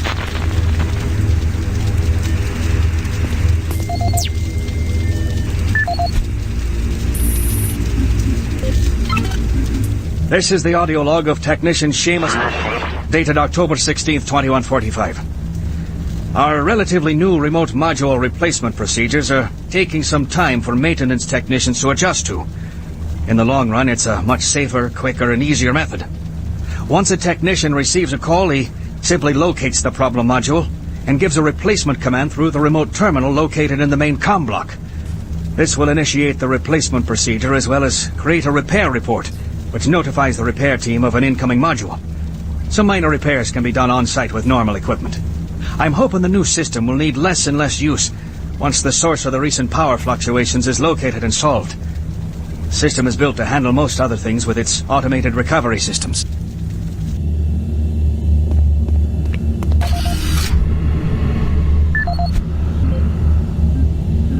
This is the audio log of Officer Ben Wolf, dated October 7th, 2145. Recent unauthorized transmissions have been uncovered in the off-site redundant logs. These logs are usually not validated, but an unscheduled audit has shown significant activity. More investigating will be done to get to the bottom of this matter. Particularly interesting are transmission blocks D4560 and DE3288, which have no links to base systems. More to follow.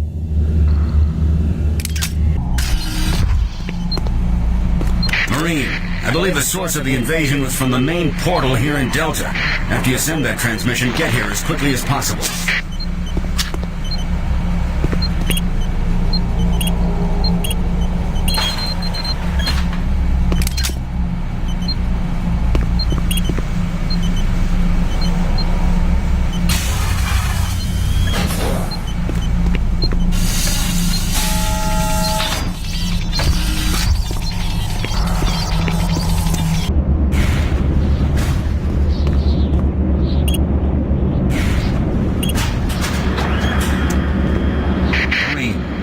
System shows Swan and Campbell are still in the area. Watch out for them. And get that transmission sent.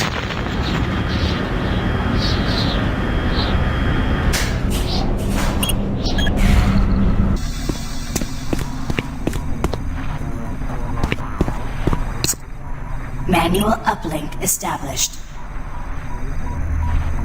Marine, you hear me? Back off from that console.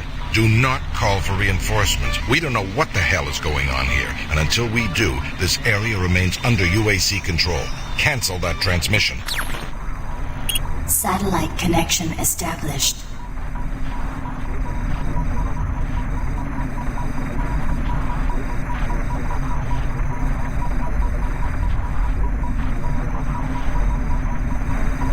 Transmission terminated. We did the right thing. Until we know what's happening here, we need to keep ourselves sealed off from everyone else. The monorail entrance looks clear. Meet up with us there. We need to reach the Delta complex and stop this.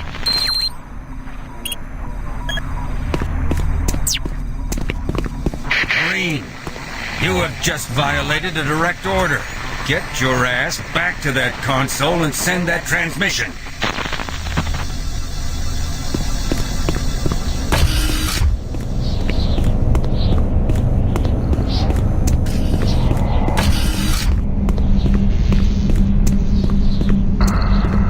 Marine, this is your last chance to get...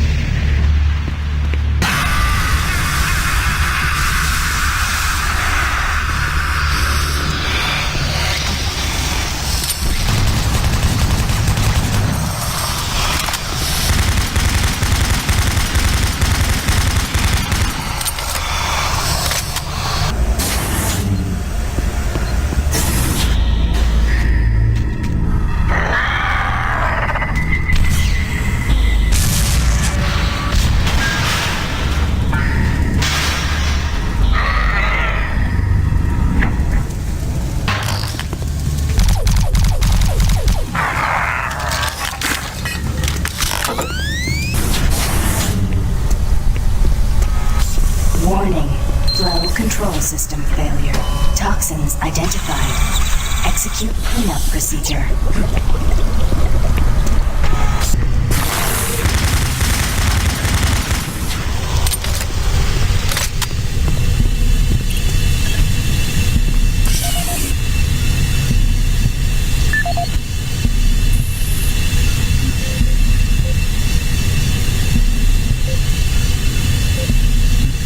Welcome to the UAC Maintenance Department. This video will provide you with the necessary tools and information to do your job efficiently and safely. A safe worker is a happy worker, and your safety is our #1 priority at UAC. Observe all signs and follow all procedures to keep you and your coworkers out of harm's way. Cleanup is one of the most important aspects of what we do in maintenance. This phase of our job keeps everyone safe, and research has shown that working in a clean and toxic-free environment has a positive benefit on overall productivity. Power generation on Mars produces two byproducts, steam and green goo. We vent the steam all over the base through vents, floor grates, cleverly placed pipes, and pretty much any place else. The goo is a result of the MFS process reacting with core elements in the Martian soil. It is not radioactive, but it is quite toxic. Remove all toxic spills at once. Hazmat suits are the best way to protect yourself when a spill occurs. And if you happen to come in contact with the goo, report immediately to a medical station for a scrub down. After a few days in confinement, you should be ready to report back to work. Report any rule violations to your immediate supervisor. And don't forget to read your employee handbook for additional rules and information. This is the audio log of Nicholas Edgway, member of UAC Mars Hazmat Response Team, dated October 1st, 2145. We have concluded that the Martian atmosphere is wreaking havoc on the exhaust valve seals in the standard number 5 disposal drums. The engineers cannot explain the high level of contaminants in our internal atmosphere. The air scrubbers and filtration systems all seem to be operating at normal levels, yet a small layer of particulate is making it into the storage areas. That is what caused the lockdown yesterday. EAP Director Charles Hollis informs me that the personnel won't be harmed by these contaminants in the air, but we've seen that they do cause a corrosive reaction when introduced to the rubber compounds used in the storage systems. Effective immediately, all number 5 disposal drums must be locked away in at least a Class 2 rated transport medium. Assessment ends.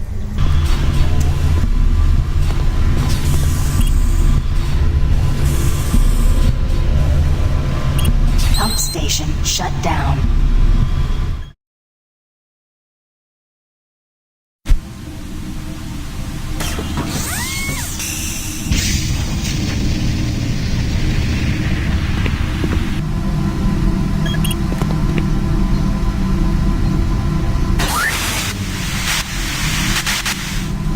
Making progress, are we? And in such a hurry to find us, to find me. There's no need to rush. I am everywhere, and everything here is mine. It's a pity you did not alert the fleet, but it is of no consequence. I'll alert them myself. They will come to the rescue and be consumed by my legion. We will use their ships to bring this hell to Earth. You won't live to see it, and you will die long before you have a chance to warn them.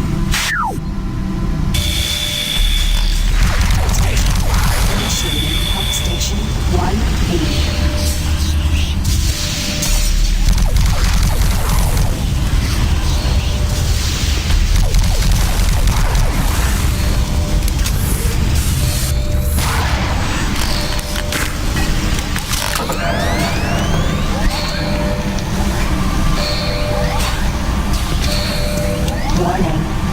Filtration system offline.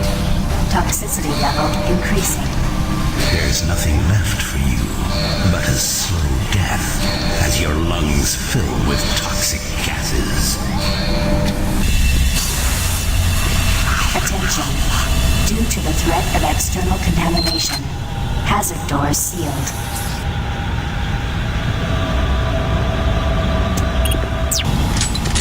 You will never escape me. Your soul will be mine.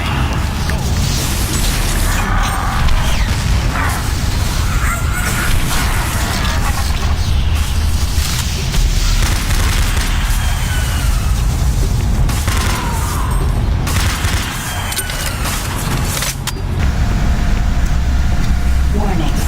Danger level yellow. Unsafe toxicity level detected.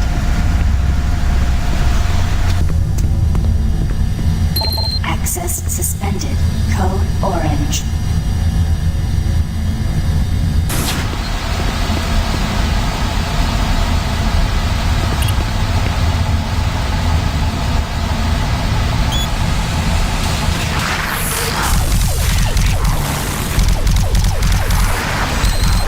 Access granted.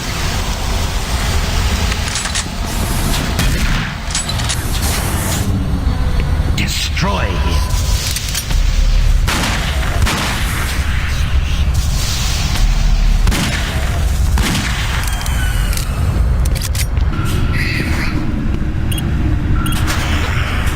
Warning. Danger level orange. Unsafe toxicity level detected.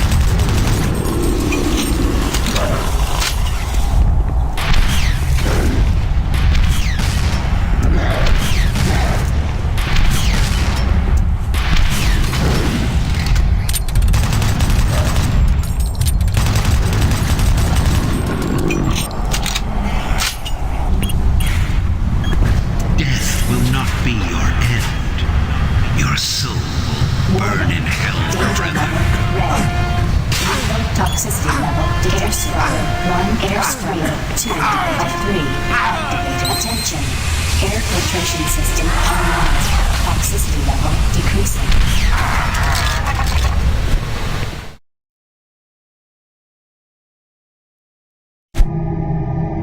Torzu, Amiran, Inokas.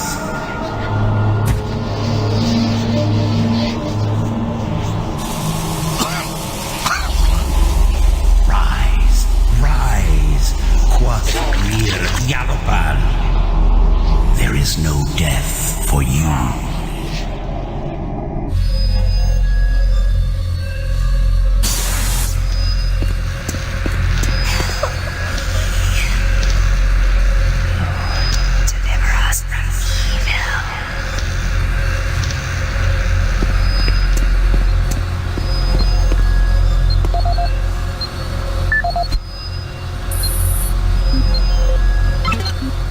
This is the audio log of engineer Sam Harding, dated April 5th, 2145. I have just completed repairs on the magnetic locks and have significantly reprogrammed the pressure sensors on the monorail systems. My fellow engineers and I are confident that the accident of last week will never happen again. The accident should never have happened in the first place. The internal sensors led the computers to believe that there was a vacuum inside the vehicle. Unfortunately, the computer decided that the only way to fix this pressure discrepancy was to open all doors in an attempt to equalize pressure with the outside. In going over 15,000 lines of code today, I can see no reason for this tragic event to have occurred. But somehow, the logs show the discrepancy is clear as day. Honestly, this looks to me like another case of a solid system going to hell in a handbasket. I'm confident that the layers of protection I added to the code today will prevent any such occurrences from happening again. I'm off to meet engineer Jim Torben at the access doors to the Delta Complex platform to try and troubleshoot a faulty track sensor that's been causing the door to stick.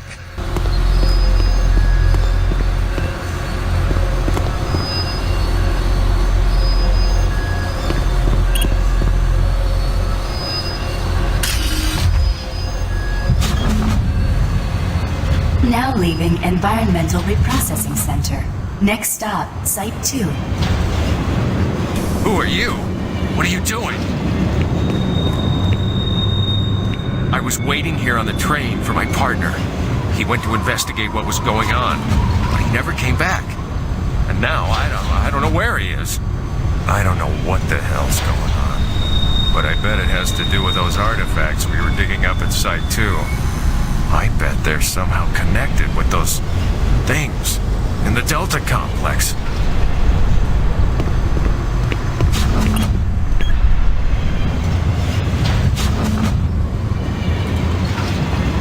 Remember, safety first. Please do not exit the vehicle without wearing proper environmental protection. In the event of an emergency stop, MARSEC will be dispatched immediately for your safety. Have a nice day. Now entering Site 2.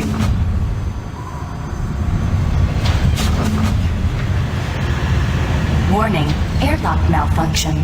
Please contact engineering to facilitate repairs. Thank you, and have a nice day.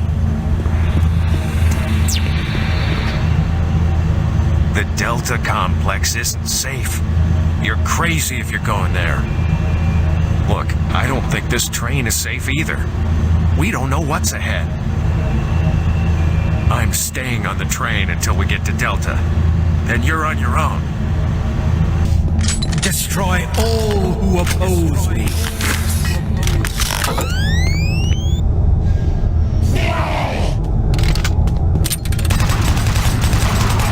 Please report to Site 2 access ramp. Airlock malfunction detected.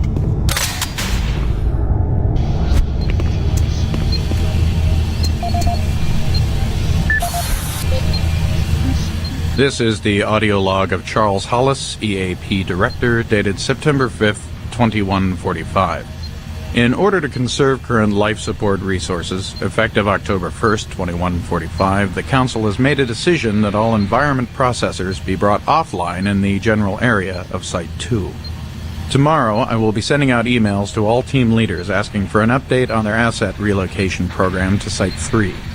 We feel that we have unearthed enough useful material as it pertains to the project from Site 2, and choose to now devote resources in the exploration of Site 3.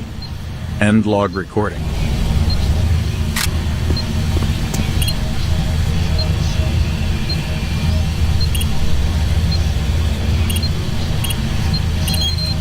Airlock security override enabled.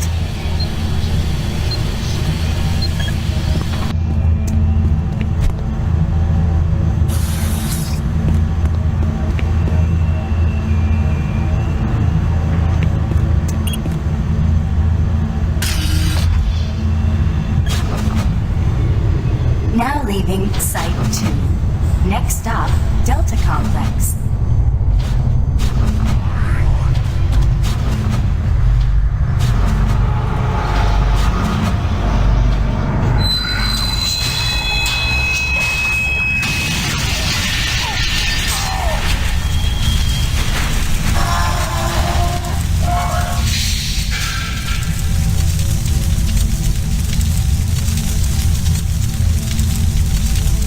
Engineering, please report to Delta Complex Access Ramp. Track sensor failure detected.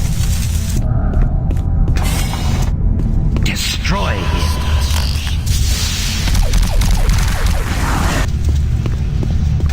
Warning, automated turret guns online. Warning, automated turret guns online.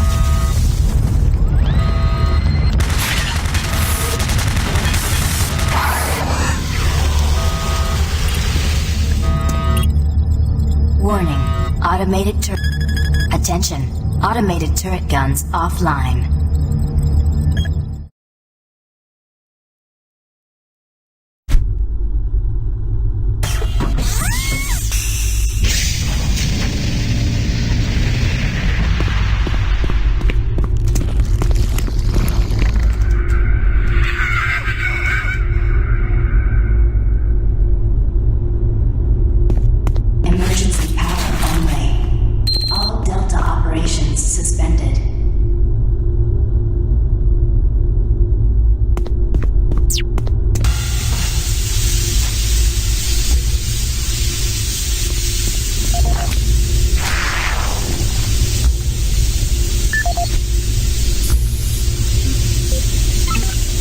This is the audio log of Robert Price, Delta Operational Director in charge of personnel, recruitment, evaluation, and placement. Assignment of engineers to the lower Delta labs has become almost impossible. In 6 months, we've gone from a volunteer surplus to a critical deficiency of qualified personnel willing to accept assignment. Increases in both pay and benefits have done little to help this situation. Through exit interviews as well as the weekly Delta medical brief, it's become apparent to everyone that the rate of sudden and unexplained mental illness is way beyond acceptable levels, even for Mars. They're derogatorily being called sub-delts up here, and I have a feeling this attitude will spread to other parts of the UAC. End of log. This is the audio log of Robert Price, Delta Operational Director in charge of personnel, recruitment, evaluation, and placement. Disciplinary Action Report 40C-8, responding to Mars City Administration request. Delta Labs 1 is currently addressing a problem concerning theft of security equipment. 4 members of the security detail assigned to the Delta Labs have been reprimanded with 3 others under investigation. It seems caches of weapons, armor, and ammo have been discovered in various places throughout the Delta Labs. We've located some of the missing equipment and have information that we hope will lead us to more. I have a team investigating storage room 21D with security code 298, where I've learned stolen items may be located. I hope to recover all items and find all personnel responsible. End of log. Emergency power only.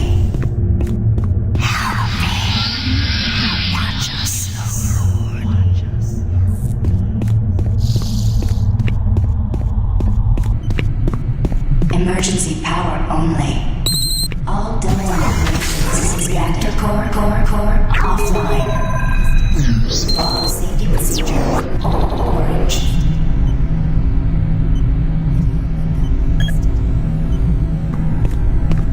Video link up requested. Connection established. Green, this is Kelly.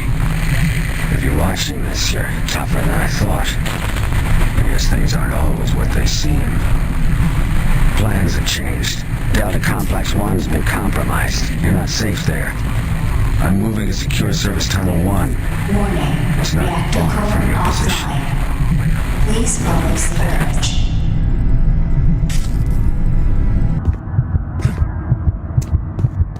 Your friends are with me now. Soon, you will join them.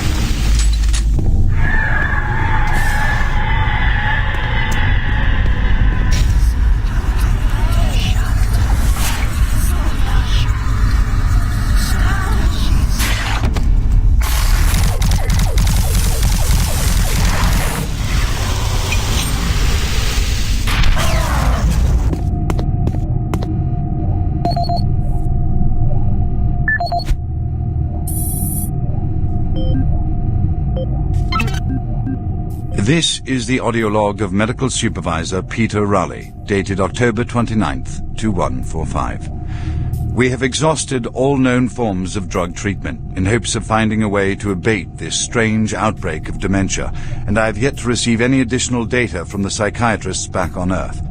Options are quickly dwindling. Approximately 80% of all extraplanar participants exhibit signs of mild neuroses within the first 48 hours after returning from their expeditions. Within 72 hours, 75% of patients exhibit extreme signs of paranoid delusion and violence. We have isolated these cases in hopes of finding the pathogen. As yet, we can find no biological contaminants that would lead to such drastic changes in cognitive processing. It seems that whatever this pathogen is, it attacks higher brain functions and only leaves more basal functions in the lower brain stem. We've witnessed that a high percentage of subjects lose ability for rational thought and communication skills, and then the physical changes become evident. Subjects in this group appear to atrophy. Skin pales, muscles become slack, bone, teeth, and fingernails become almost translucent, veiny sinews of their former selves. I have never seen anything like this in my career. Our observations continue.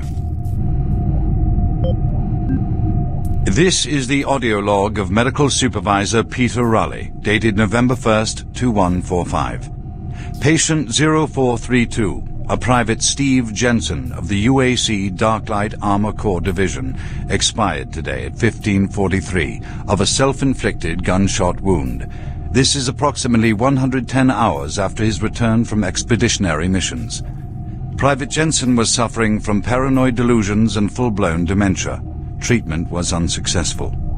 He was the last surviving member of his outfit. 4 other squad mates, who also came back with Private Jensen, expired from injuries suffered on that last mission shortly after their return. Before his death, Private Jensen was heard screaming in both English and other languages. Something about demon hordes feasting on our souls. The other language was later discovered to be Aramaic. Due to security concerns in the area, I've secured some armaments within my office. Making progress, Marine? Your journey is futile. You will die, and your soul will be mine. Your soul will be mine.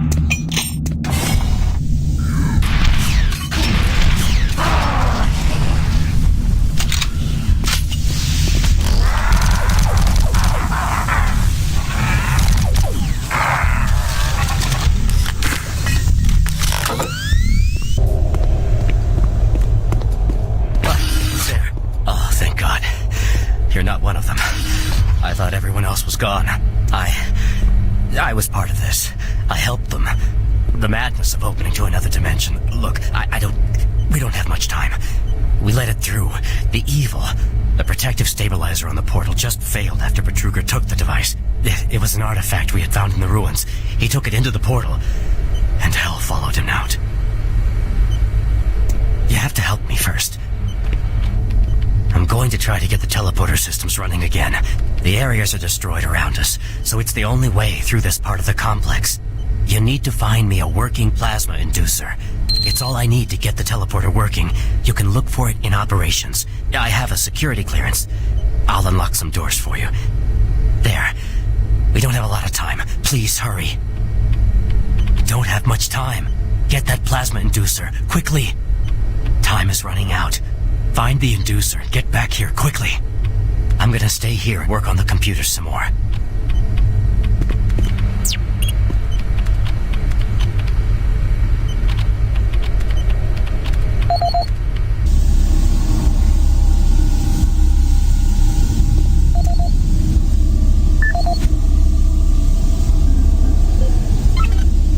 As requested, the following is my initial feedback on my first trip through the portal. Private First Class Frank Cinders, dated October 15th, 2145.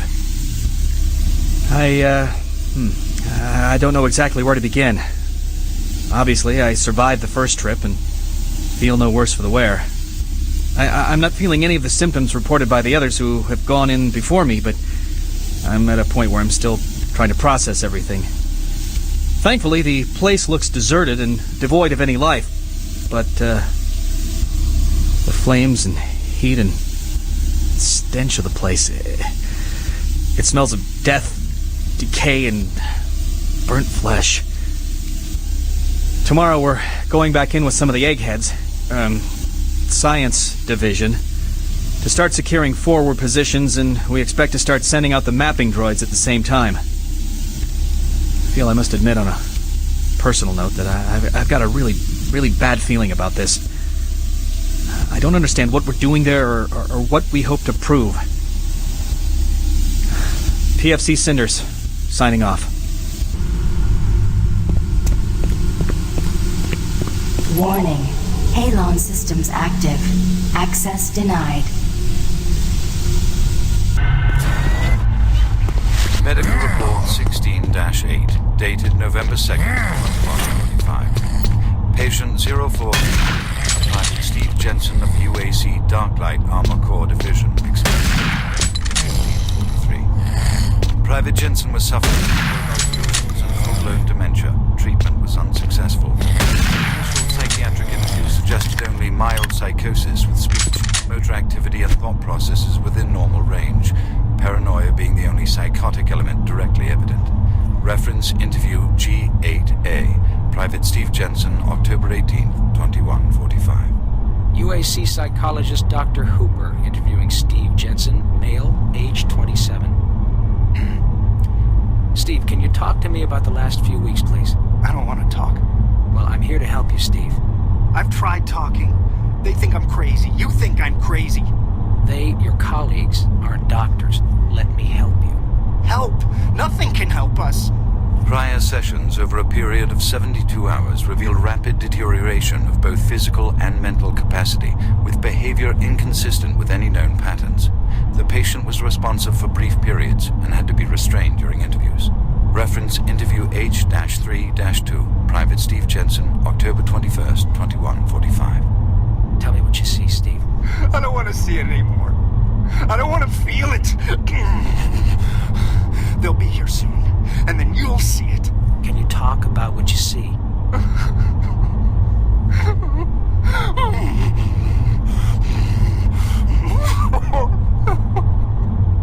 Steve? Patient unresponsive. Terminating interview. We have exhausted all known forms of drug treatment in hopes of finding a way to abate this strange outbreak of dementia, and I have yet to receive any additional data from the psychiatrists back on Earth. Options are quickly dwindling.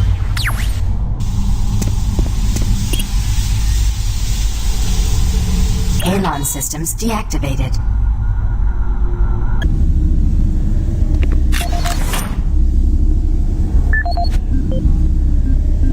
Audio log for Phil Wilson, medical technician, Delta Labs, October 20th, 2145. Today I witnessed the third test of the teleporter in the 3 weeks that I've been here. Volunteers are becoming harder and harder to come by, and it isn't difficult to see why. They all come back screaming like loons about demons, pools of blood. I mean, it's real fire and brimstone stuff. At first I wasn't paying much attention, just doing my job, but the last was Robert Clayton. Now, I met him my first day here. This guy chews up rocks and spits out gravel. He's tough as they come.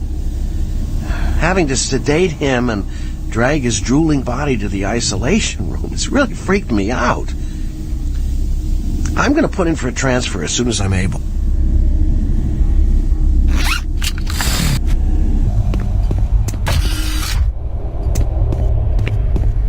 Excellent. That will get the teleporter working again. Now, you don't have much time. You're going to need to teleport across the containment chamber. It's the only way through this part of the complex. Head into the chamber and initiate the sequence on the machine. I'll take care of the rest. I'm not going with you. Good luck. But before you go, I want you to take something. It's a journal I made about the experiments. Those things. It's all there. It'll explain everything. Get it to someone so this never happens again. Get out to the teleporter pad. I'm ready here. Move quickly. There's nothing here for you to do.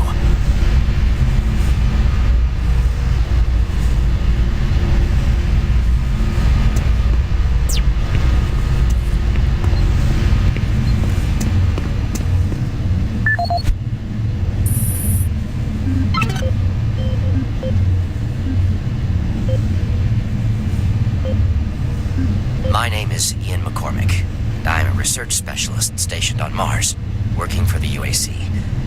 My primary job is, or rather was, to assist Dr. Malcolm Betruger in a variety of experiments, though for the past year we've been focusing almost exclusively on teleportation.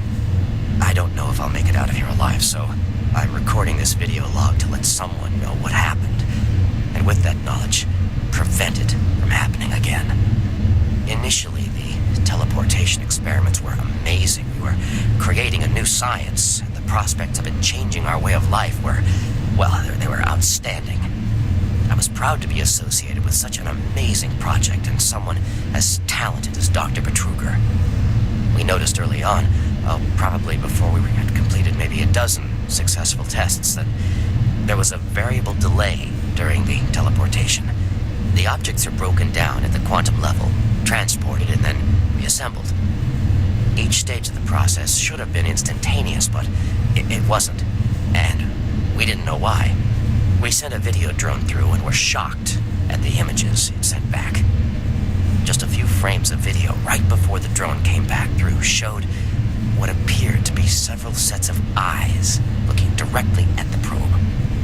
We had just found a living, breathing creature that was not human. Betruger immediately sent out a request for volunteers. He specifically wanted UAC security force members because he wanted to capture one of these creatures.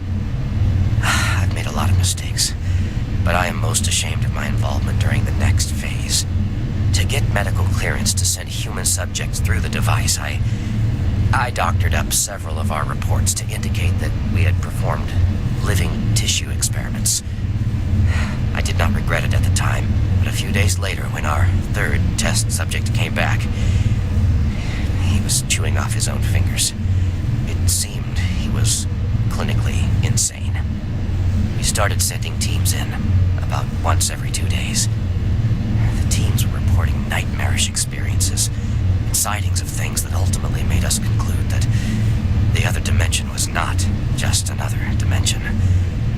It was hell, and the creatures we were bringing back, demons. And then Betruger, he went through the portal himself. I don't know what he was thinking. It was an unscheduled trip, and he just went, and we couldn't stop him. And when he came back, he had changed. He sounded and looked the same, but he just... I don't know, he was just different. And then he did the unthinkable. He took the Soul Cube, the device that was discovered in the ruins, into the portal. The portal stabilizers just started to fail, and then living hell erupted into the base. Oh, we were stupid for not destroying the portals as soon as we realized what was on the other side. Oh God, forgive me. I blame myself for my part in this. Please, someone, never let this happen again. I'm sorry, Ian McCormick.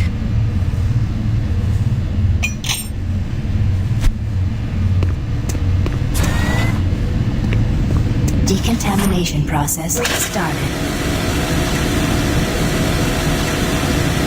Decontamination complete. Have a nice day.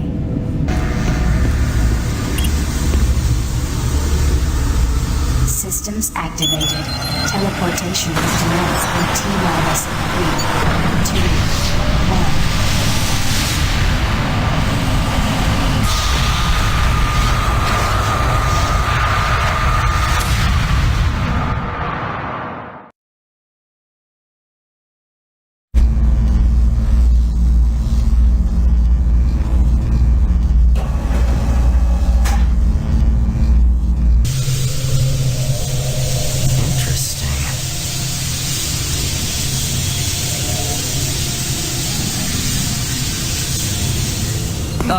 You surprised me. I'm glad to see you. I would have hoped they would have sent more than just one guy, though. I've been studying one of the specimens we brought back to see if there's something physiological that would be a weakness, a way to stop them. I found nothing so far. Haven't had enough time. I'm gonna stay here and keep looking. It's the only thing I can do. There are combat supplies in the storage cabinet in the next room. The code is 624. I hope you can use it. I'm gonna stay here and keep working. I'll upload my findings into the database. Look, I can't go with you. This is too important for me to leave. You should get out of here. Get some help and tell them I'm still down here.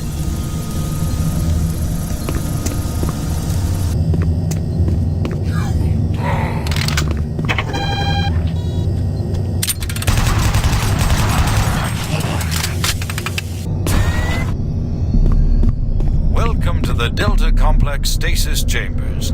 This facility was constructed to house and study the extra-dimensional beings, which were recovered during some of the first teleporter tests originating from Delta Level 3. While little is known about their native environment, the specimens appear to be carbon-based lifeforms with extremely high heat tolerances.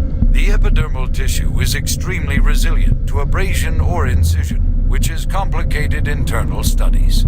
Observational studies have shown incredible strength and agility, as well as the ability for some specimens to manifest and control cohesive plasma masses. The method by which these plasma masses are created is yet unknown. It is believed that the specimens possess a rudimentary intelligence and social structure, as was demonstrated during the first tragic expeditions through the portal. While the cost in human life has been great in acquiring these specimens, we hope to one day complete genomic mapping and begin to answer the many questions we have about these entities.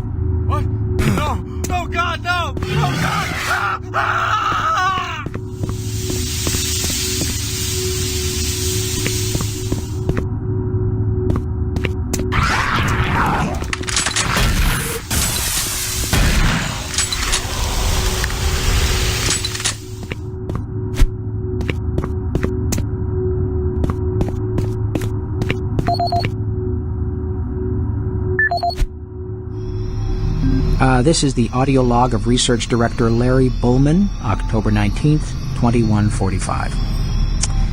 I've been examining the glyphs on the cube-shaped artifact, which some are calling the Soul Cube, and combined with previous research data, it is my conclusion the device is some sort of weapon. If the power fluctuations would stop long enough for me to get the linguistic CPU online, then I am sure my theory would be verified.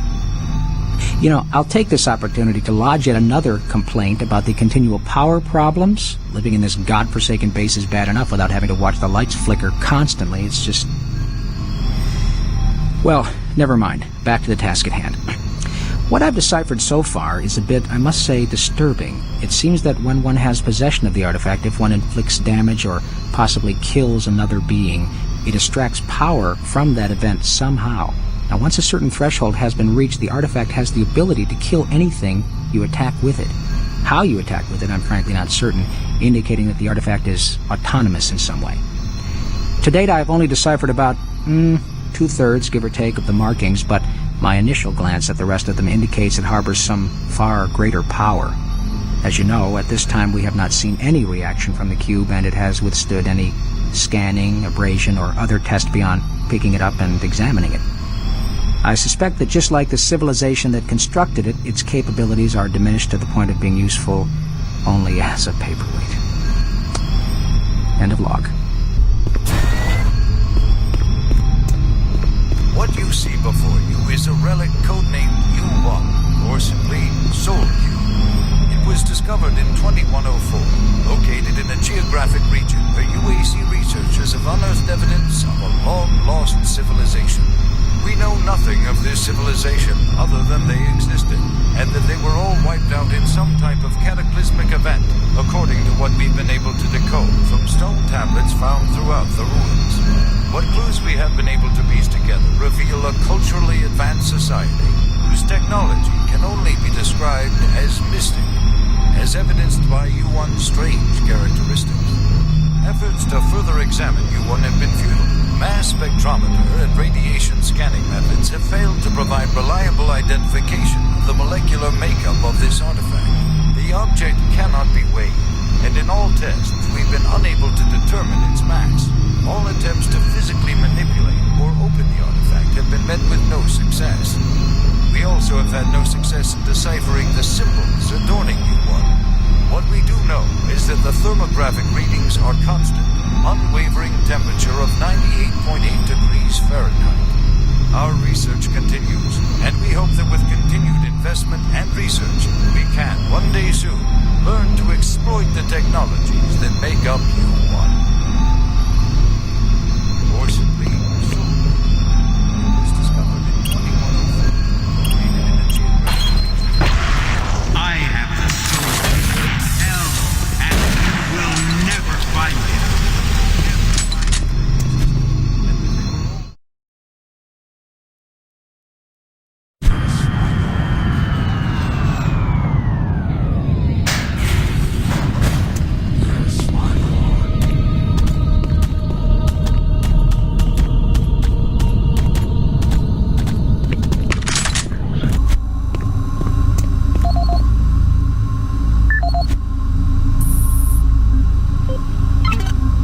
This is the personal audio log of Dr. Frank Serrano, dated September 19th, 2145. I've been brainstorming on Betruger's thoughts about achieving sustained, uninterrupted transfers for the teleportation units.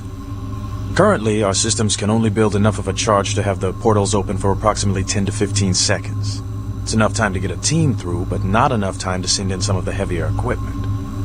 Engineering in the Inpro facility informed me that we can theoretically boost the active portal time to 45 seconds quite easily. But this will require rerouting power from central processing, and we just can't afford the downtime. The power requirements for this system are astronomical. We're sucking power from 3 vanes in Inpro just to power Chamber 1.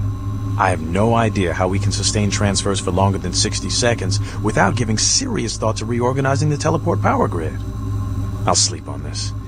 This is Dr. Frank Serrano signing off.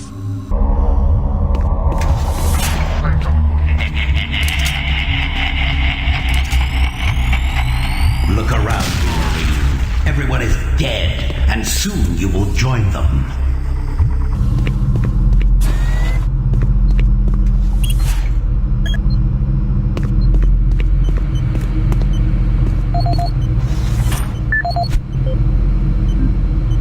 This is the audio log of Administrative Assistant Han Lee, dated October 16, 2145. Why is it that I keep getting the crummy jobs? Armor Corps 1st Platoon and 1st Science Team were completely wiped out this morning on their 2nd excursion. And I am the one charged with writing up the reports and sending this information back to Earth and next of kin. So here I am. First cup of coffee for the day. 5 hours of sleep the night before, no shower, and I have 20 dead bodies to fill out paperwork on. I haven't seen the actual corpses, but word coming down from the grapevine says that it looks like they have been hacked up pretty good. This has everyone on the base spooked. Betruger is nowhere to be found, and there are a lot of questions being asked with no answers from anyone. Last I heard, they were suiting up the next outfit with the new BFGs. Sounds like they weren't taking any chances on this next trip with them packing that kind of firepower. This is the audio log of Administrative Assistant Han Lee, dated October 20th, 2145. Well, just when I thought this job couldn't get much worse, it did. Delta scientists sent another group of researchers through the portal 2 days ago, and they failed to return at their scheduled time. Radio transmissions to the research party have gone unanswered. Even our LZ tracking systems can't find them. We fear that they are dead. Losing lives is one thing, but losing our proprietary technologies is another. The team was equipped with the newest BFG weaponry.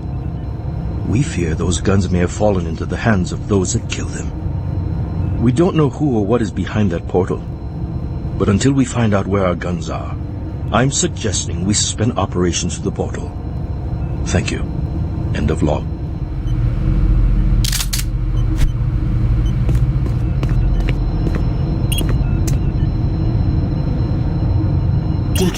decontamination chamber sequence initiated.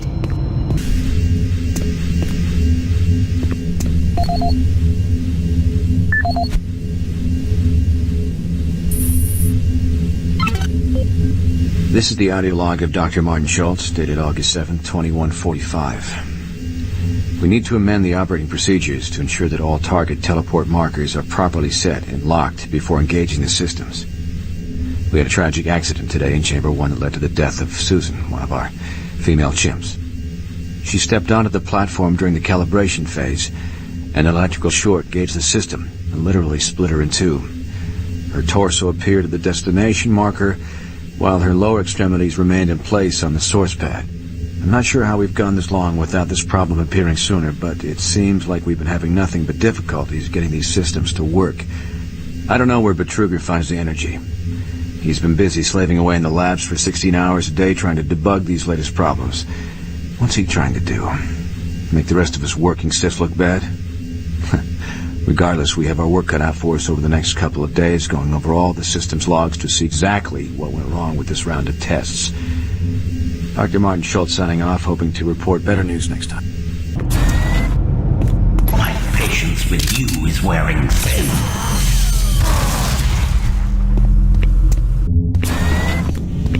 Decontamination process started. Primary system failure. System shutdown. Backup systems online. Stop him! Maintenance personnel needed in Chamber 3.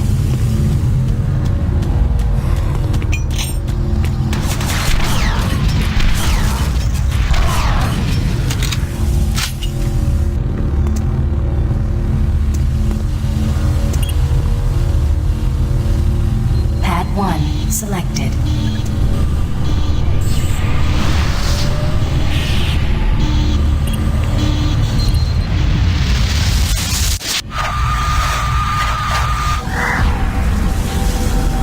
Making progress, Marine? Your journey is futile. You will die, and your soul will be mine.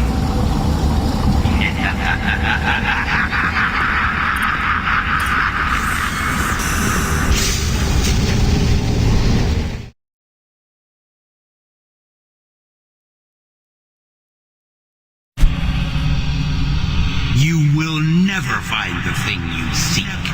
It is trapped in hell forever.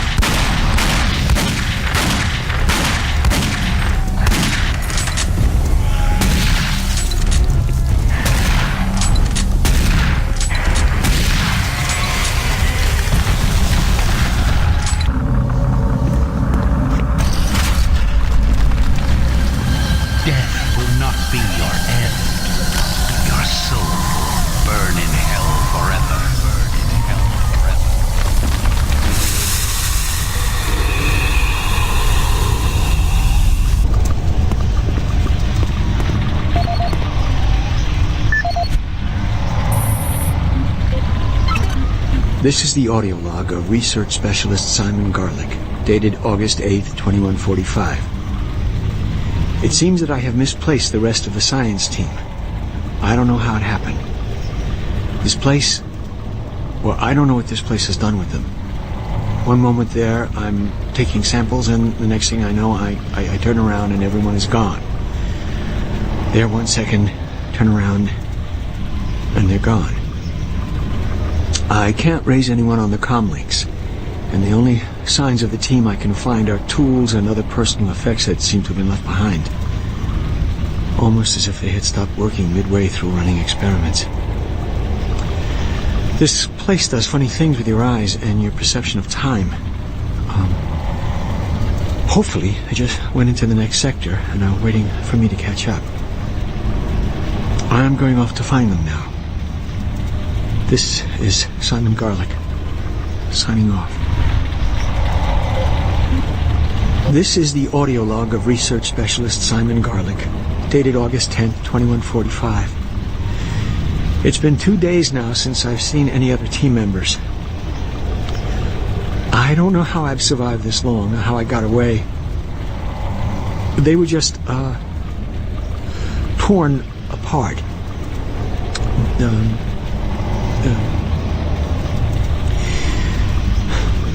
They could only be described as demons. I have never seen such a big thing move so quickly. Oh dear God, what has happened to us? The teeth. Oh, that's the last thing I remember seeing. Teeth. The sounds. Words cannot describe. I'm sure it's just a matter of time before they find me again. I'm convinced they are toying with me, allowing me to stay 2 steps ahead of them. I can see them in the shadows sometime.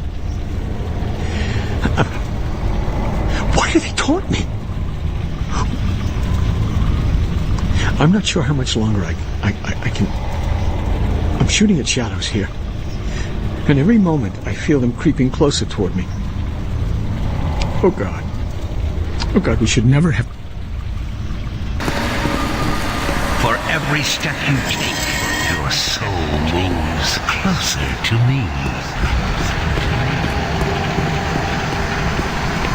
Suffering and pain waits for you. Save us.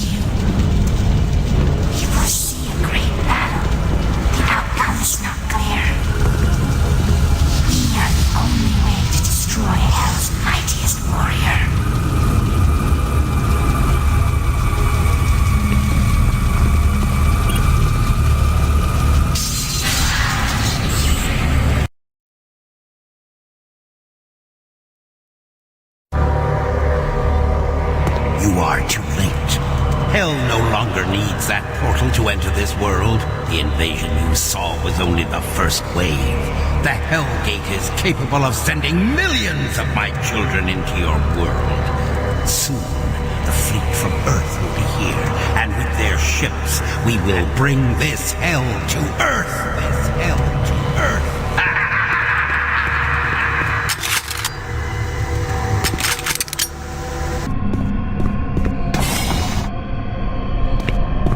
Still alive? Looks like you're going to be on your own. Sarge is gone. They've got to him. I don't know how long he's been working against us. He's no longer human. Campbell went after him. He's got to be stopped. The hell is breaking through in the caverns. If that portal isn't closed before those ships arrive, Earth will be destroyed. Earth. That's what they've always wanted. They were there once. Lost it in the dawn of time. Now it's so close. They can taste it. It's up to you now. Take my PDA, it's got what you need. Good luck.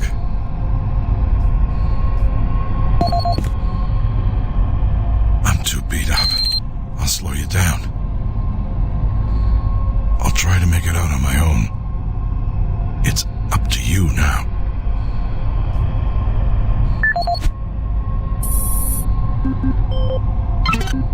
This is the audio log of Counselor Elliot Swan, dated November 15th, 2145. This entire research facility is in chaos. There's at least a 90% death rate among civilian personnel. Whatever Betruger unleashed is literally consuming the base.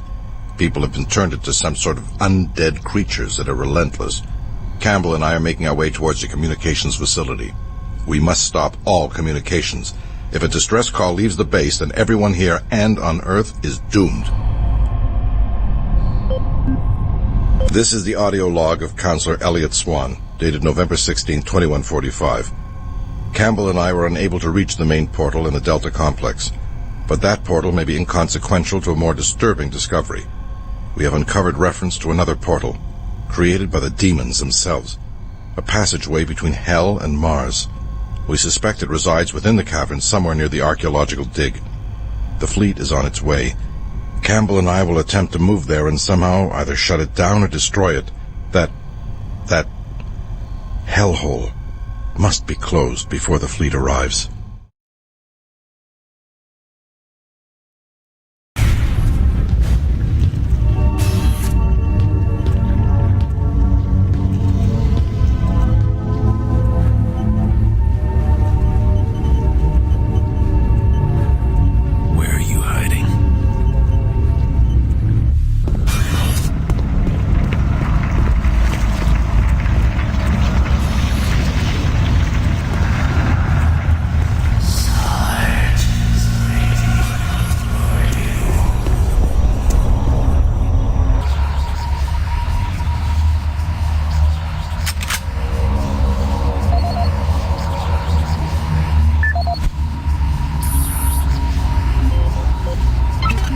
This is the audio log for Tony Bates, Mars Security IT Division, September 25th, 2145.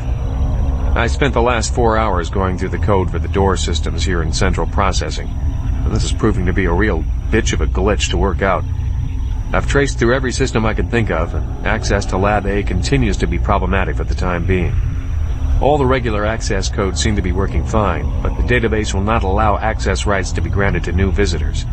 In the meantime, I'm adding a backdoor code into the systems for IT staff and the eggheads, so if they need access to Lab A while the systems are on the fritz, they can use the code 627 to bypass door security. End of log. This is the audio log for Tony Bates, Mars Security IT Division, October 15th, 2145. I resumed my investigation into case A-10982, the systems intrusion that took place in the CPU complex yesterday. All network traces seem to originate from an old system located in Site 2, Office S2-038. What is truly troubling is that engineering informs me electrical systems have been offline in that section for years, and were only reactivated this morning in order to prepare more storage space. I'm completely stumped on this one. How does a hack originate from a section of the base that has been out of commission for so long? I will make another report once I've personally investigated the suspect office in Site 2. End of log.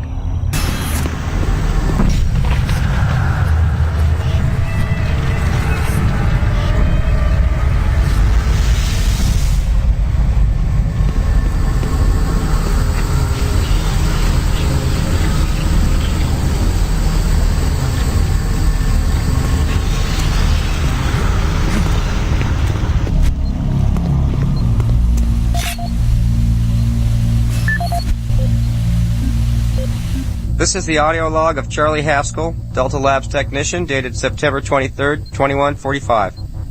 We're making good progress in increasing the max range of Chamber 3 in the Delta complex. We've been crunching numbers all night and feel that with a few slight modifications, we should be able to boost output to cover all of Delta. The latest schedule changes are wreaking havoc on our current systems, and it's not uncommon to see system utilization at 99% for days at a time. We understand that Lab A has finally received the NREC 6809 systems. Please consider this a formal request for a block of 2 hours to run our latest formulas at the soonest available time.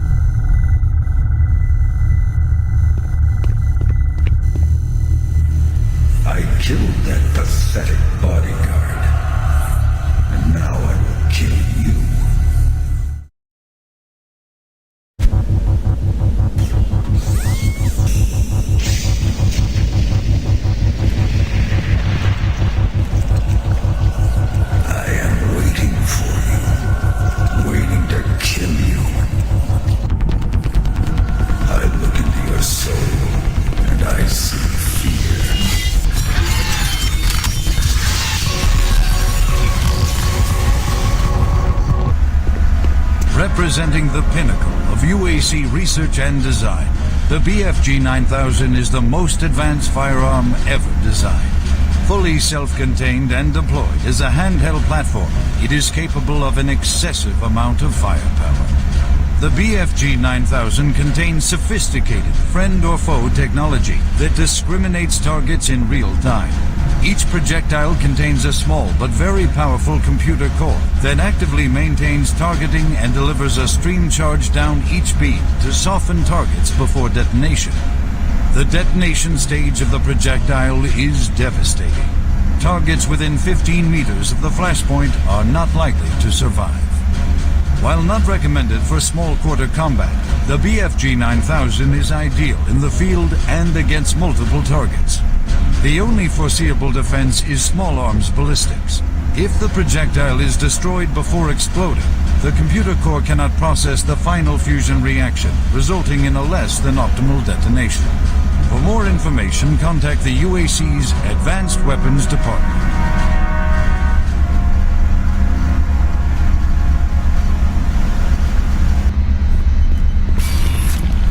I can smell your fear.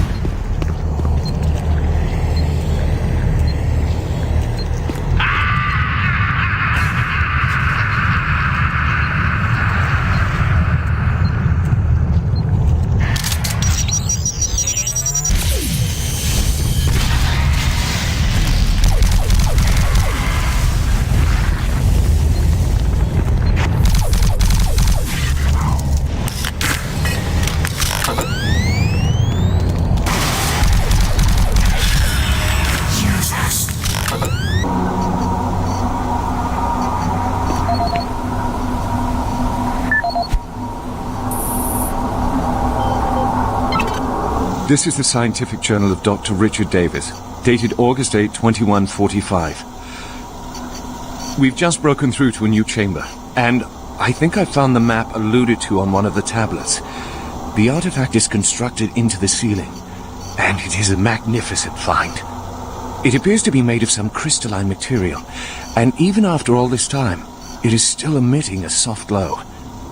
The markings on it were strangely familiar when I first observed it, and after digitizing it and analyzing it, I'm certain this is a map of our solar system. It seems to show a connection between Mars and Earth. My current working theory is that the last survivors used the teleportation technology to escape to Earth. The ramifications of this are overwhelming.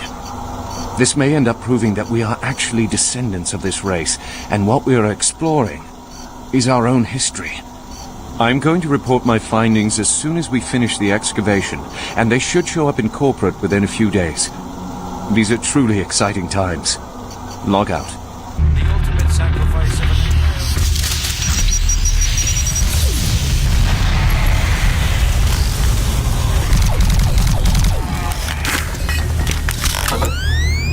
This device was wielded by their mightiest warrior. Are you sure you killed them? What? You have the soul cube, just like in the carvings I've been researching. If I'm correct, that cube is our only chance to stop this. No time to explain now. You need to get to the caverns quickly. Take my PDA. It's right there on the desk. It's got security codes for the area, and my research logs on it. It'll help. I can't go with you. I need to finish my work here. Good luck.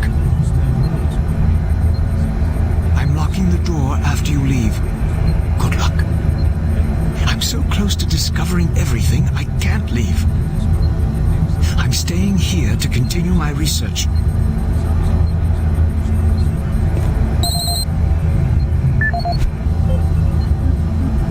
This is the audio log of Dr. Pierce Rogers. I don't know if I'll make it off the base alive. I don't have much time, so I'll sum up what I have quickly and upload the rest of my finding into the data bank.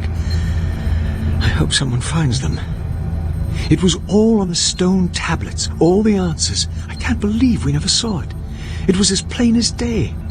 If we had only slowed down the development of the teleporters and tried to really learn what the tablets were trying to tell us, trying to warn us.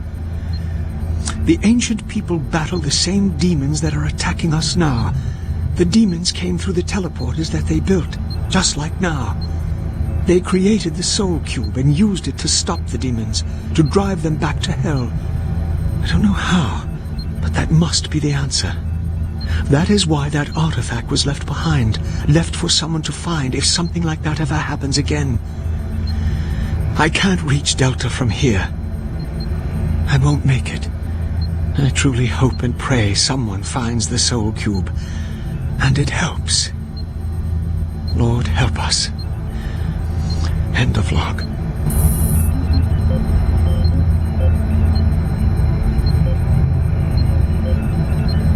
This is Dr. Pierce Rogers, lead archaeologist currently stationed on Mars.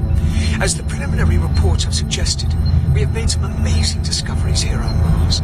Life on Mars has long been theorized, but we never imagined anything like this. The initial chamber was discovered in 2115. It leads into what is now known as Site 1. Site 1 is the largest of the sites, and we are still actively working there. It is made up of a series of chambers and connecting tunnels, all of which are covered in glyphs and symbols.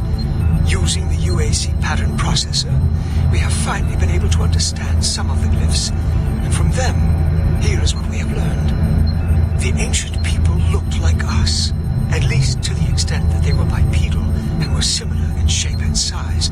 Their level of technology was astounding. For instance, the glyphs at each site were carved into the rock by some sort of machine, and each one is precisely cut from the stone. It far exceeds the precision of anything we can do. They had a social structure that seemed very aristocratic, with a lot of emphasis on social stature and structure. Site 2 is a much smaller set of chambers, mostly containing burial sites, temples, and various amounts of individual artifacts. This site has been photographed and cleared out, and all material is back on Earth for study and review. Site 3 produced our prize artifact, what we call the Soul Cube. If you have read or seen the other material, you probably know that this once grand civilization was attacked by some unknown force. And if we can believe what is written in stone, they sacrificed most of their society to drive the invaders back. There are additional reports filed on the Soul Cube with Central Administration. We also recovered several other device-type artifacts. They are not as ornate as the Soul Cube, but each appears unique. We are still learning how to interpret all of the glyphs, and hopefully, once we have that completed, the science teams can provide more detailed information on their technology. And these are truly unique and special times for archaeologists.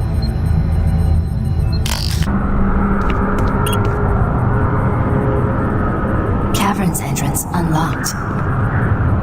Freight loader returning to station.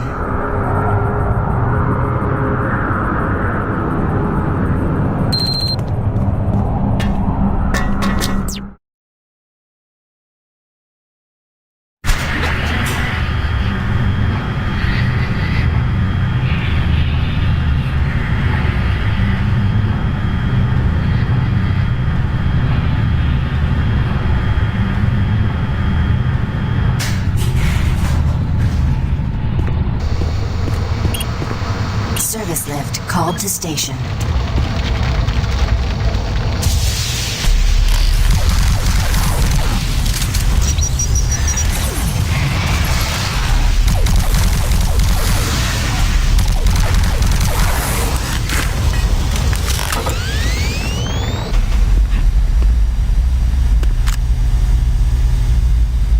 Who are you? What are you doing here? You're gonna attract attention and then they'll come. Get out of here now. Take that key card. It'll help you get to the surface. I'm not going anywhere until I know all those things are dead. You can't stay here. You're making too much noise. They'll come for us. Will you please leave me alone and go get some help?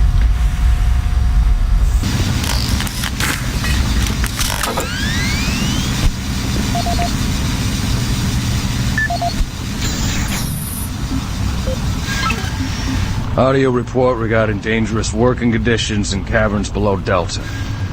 This is Bob Cody. Today is October 18th, 2145. My crew's been rewiring the generators as ordered for the last several days. We can't finish the work. We're stopping after today. This job ain't worth dying for. We'll be collecting our gear and tying down what we can. We call them howls because that's how they start. First the howling gets louder, the screaming, then shaking earth, Mars quakes, throws everything around. Makes walking on the catwalks impossible and working with voltage stupid. The noise is as if some of the guys spooked, and I don't blame them. Nothing natural about what we've heard.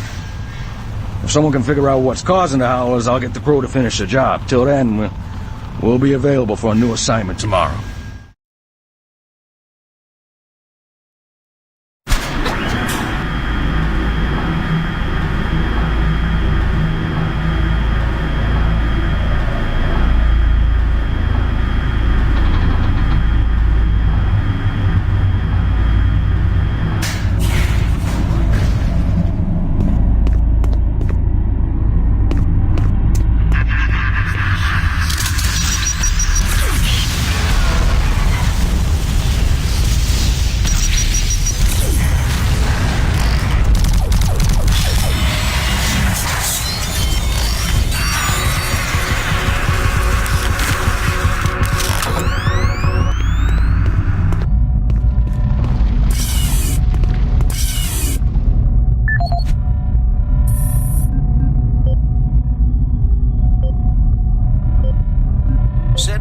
standards in both archaeological discovery and analysis, the UAC is proud to showcase the latest findings on 4 unique and fascinating artifacts.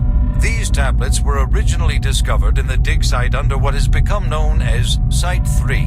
Subsequent examination of the surrounding area and carbon dating of the tablets brought UAC researchers to the conclusion that the tablets belonged to a civilization that existed millennia ago and were placed in a holy burial ground of some sort. Utilizing the best minds in linguistics and UAC proprietary pattern recognition software, the tablets were exhaustively examined. What we found was fantastic. The first tablet provided us with a wealth of scientific data, specifically detailing the mathematical concepts behind teleportation. UAC researchers used this information as the cornerstone for building the Delta teleportation devices. The second and third tablets illustrate an epic story, a story of war, and how, faced with impossible odds, the ultimate sacrifice of an entire race to achieve victory. The fourth tablet details how the essence of each individual was captured and placed in the artifact we now refer to as the Soul Cube. This device was wielded by their mightiest warrior, and with it he banished the invading horde forever. Our researchers are still analyzing a recently found hidden section of the fourth stone and some related fragments. It goes into detail on the invading force and indicates the remaining survivors may have teleported somewhere. Where we do not know, although it seems to reference a map we have yet to locate. To date, there remains no evidence of any type of invasion at any of the sites. Our assumption is that time has removed all but what we now see.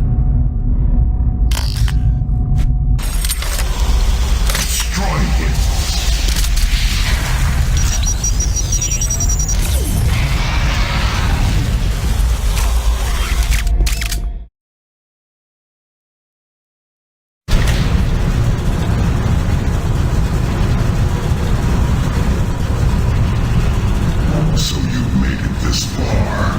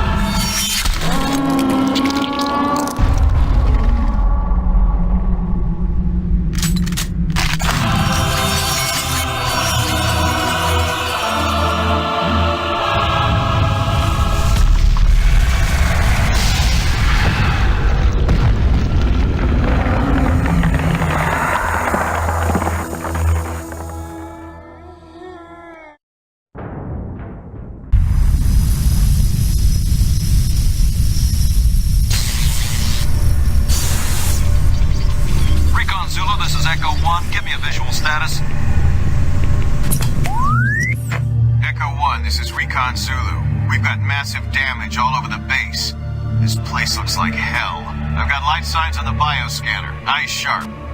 Echo 1, we've got a survivor, a Marine. Corporal, you hear me? You alright?